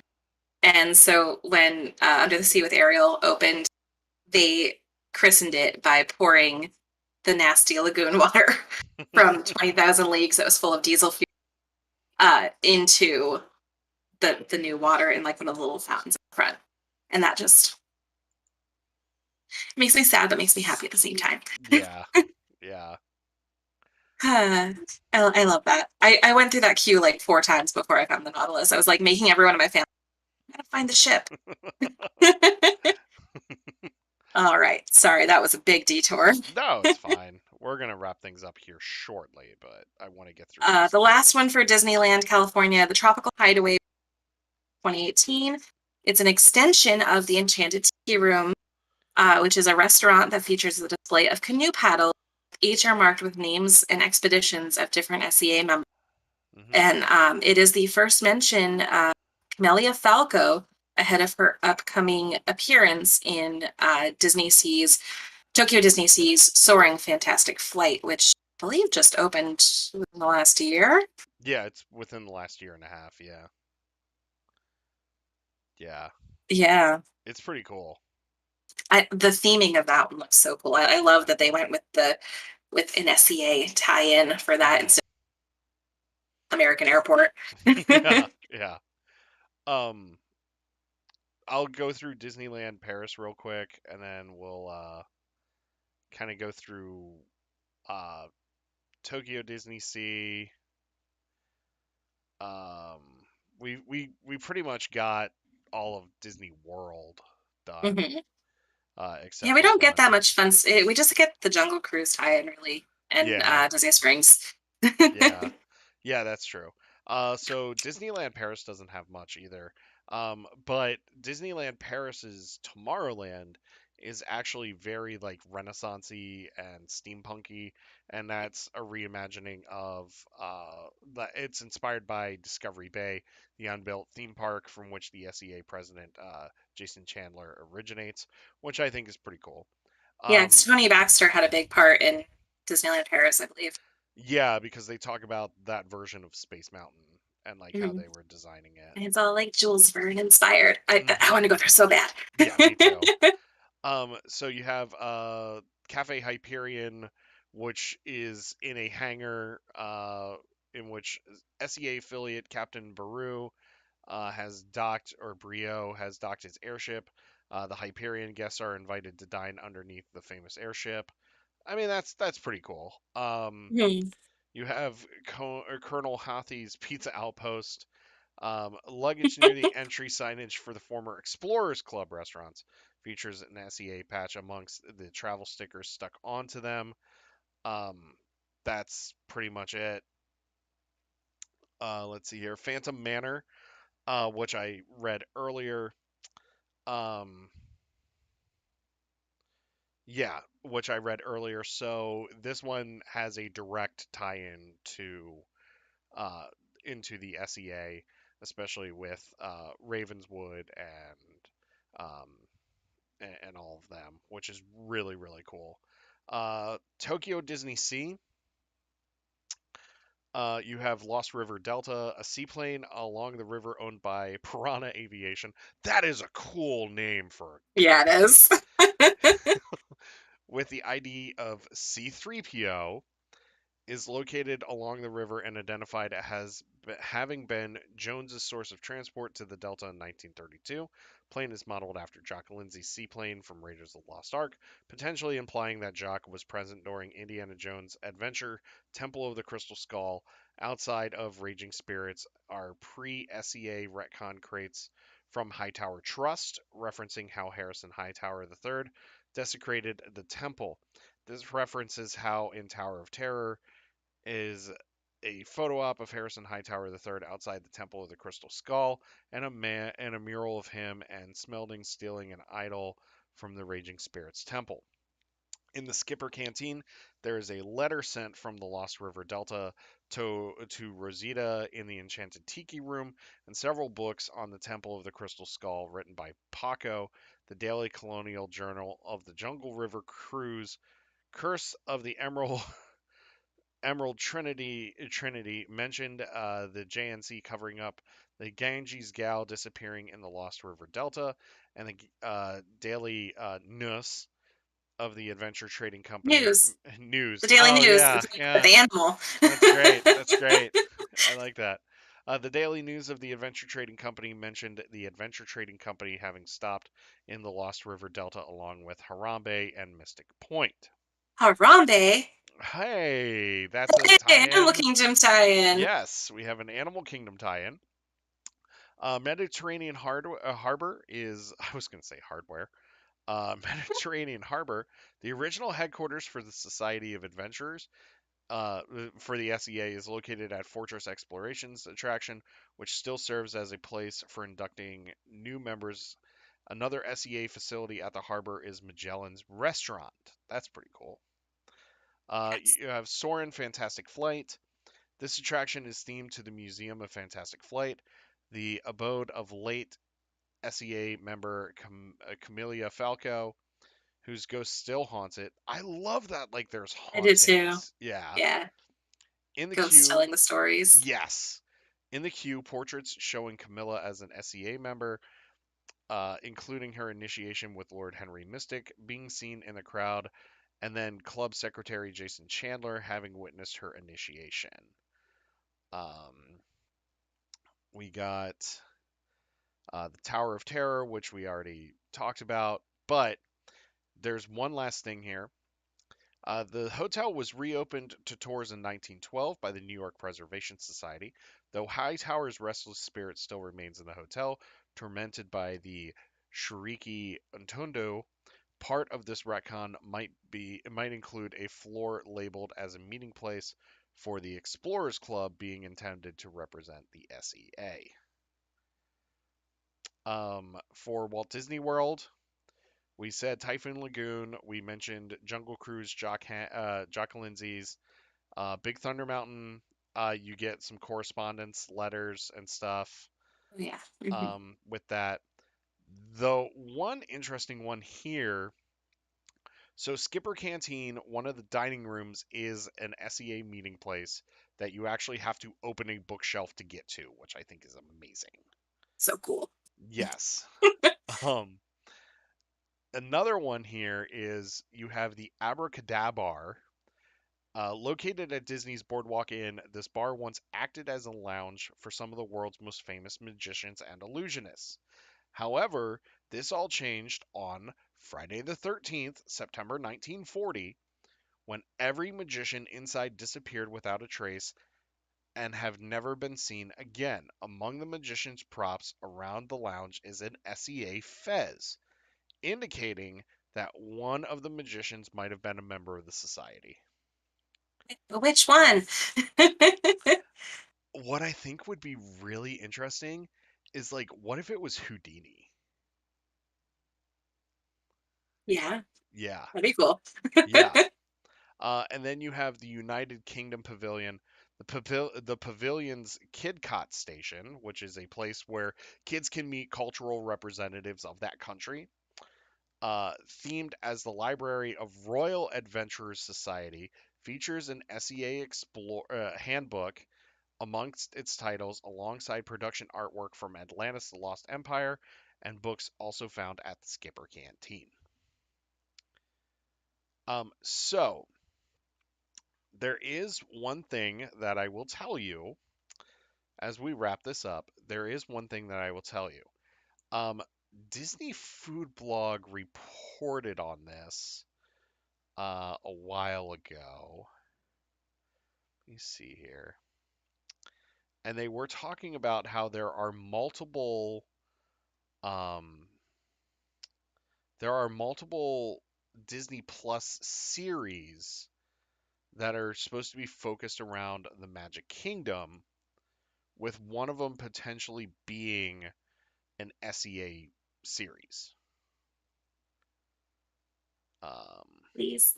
yeah, I also just saw something else that I need to share. yeah, So, and as a librarian, I don't know how I freaking missed this. huh, Like, I ordered this book for my collection uh huh, for my job. Shinji Takahashi and the Mark of the Kotal by Jolie Kagawa. mm-hmm. She's a very popular YA author. Release date April 2022. It is the first. It's the it's the first book in a planned series about the SEA. Oh yeah, that's right. I, I had no idea that they were connected until Yeah, I just read this. Like crap. Uh, so do you want me to read the synopsis for this book real quick? yeah. Go ahead. Okay. Shinji Takahashi is just an ordinary kid, an ordinary homeschooled, smart alecky orphan kid being raised by his Aunt Yui.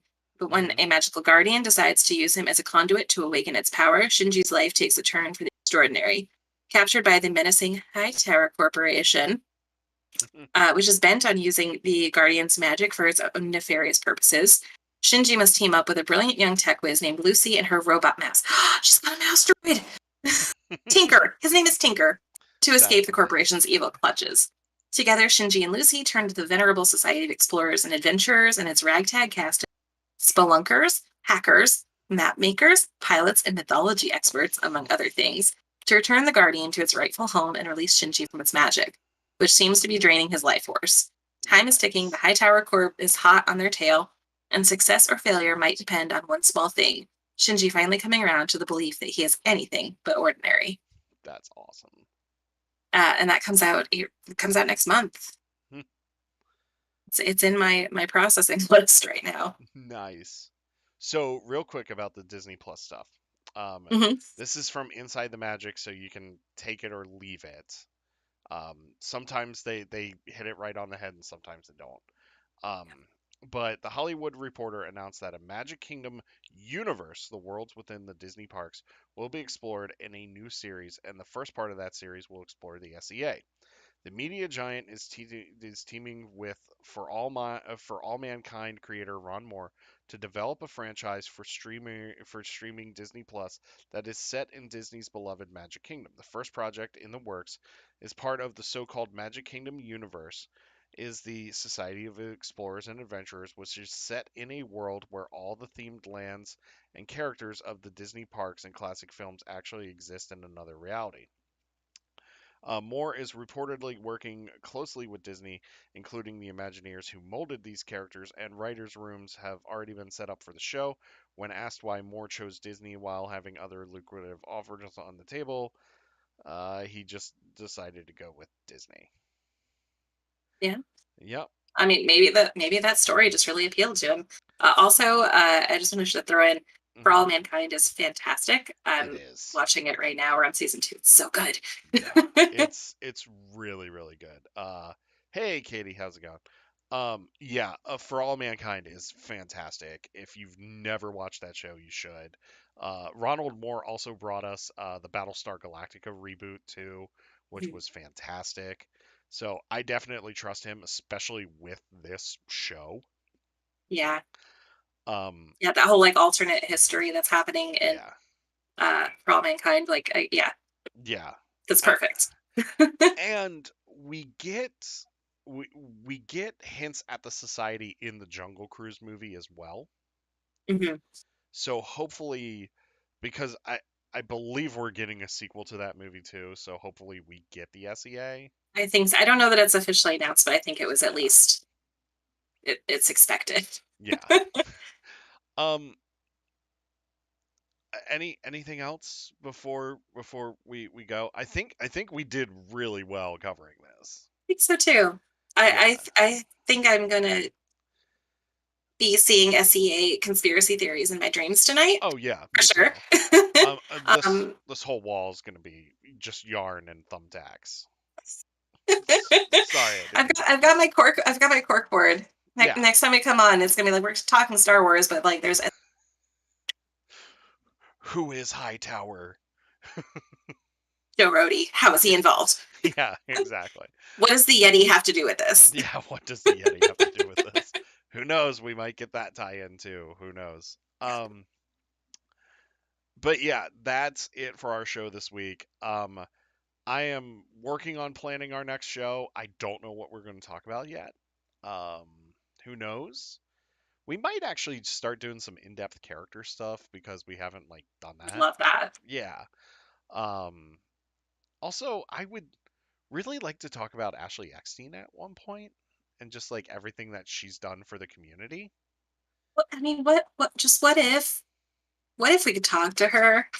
Wouldn't that be I'll, amazing? I'll put feelers out. Yeah, um, I have missed her at Disney World so many, probably walking by her and like I'll see like under I missed her. Ahsoka yeah, was right there. yeah. That's how we were on May 4th last year. Like we we must have walked right by her as we were leaving. Yeah, Yeah. she's there all the time. Yeah. Yeah, I just saw her Instagram post of her riding one of the aqua cars at the boathouse Yeah, at Disney Springs. Um so cool. yeah. How is So that? That's gotta tie into SEA too. um yeah, I think well, Disney Springs in general In ties general, in. yeah. Yeah. Um yeah, so we're gonna do some more character stuff. I think Ahsoka might actually be a great character to start with next week.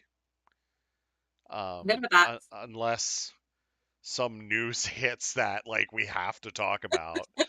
Rogue Um, Squadron trailer. if that thing drops before Celebration, They wouldn't. They wouldn't. They couldn't. no, they wouldn't. No, they can't. They They can't. won't give out anything big before Celebration. No. I don't think we'll get any. I don't think we'll Um, even get Andor before then.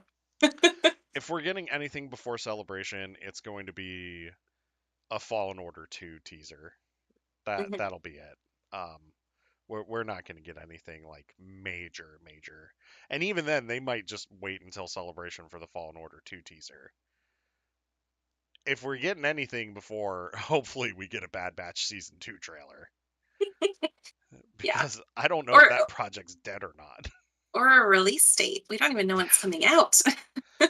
You know what? Just drop it all on May 4th on Disney Plus and just let me binge it. What if they did though? Oh, that would be amazing. I'd be inconsolable for weeks. Like here, have a whole bunch more trauma. Yes. Did last season make you cry? Good. This one's gonna make you cry 10 times as hard. Yeah. God, Dave Filoni. Cro- Why? Crosshair, you were their brother. Yeah. Chris here. Hunter. Yep. So Yeah. that's it for us this week. Tune in Monday night for the return of our RPG show. That is going to be tons of fun. We're going to have a good time there. John, who's in chat, will be playing. So join me, John, Kaylin, Joey, Katrina, Greg, and Ellie. Uh, we're going to try to see if we can steal this thing finally. Because let's face it, it's the closest we're ever going to get to the Star Cruiser. Unless people in chat want to start a GoFundMe for us to go. Please help us fulfill our dreams. It would Um, be nice. yeah. So that, that's it for us. I hope that you have a wonderful week. Once again, may you always fight for light in life. May the Force always be with you. And remember, at the end of the day, we are all the Republic. That is it for us.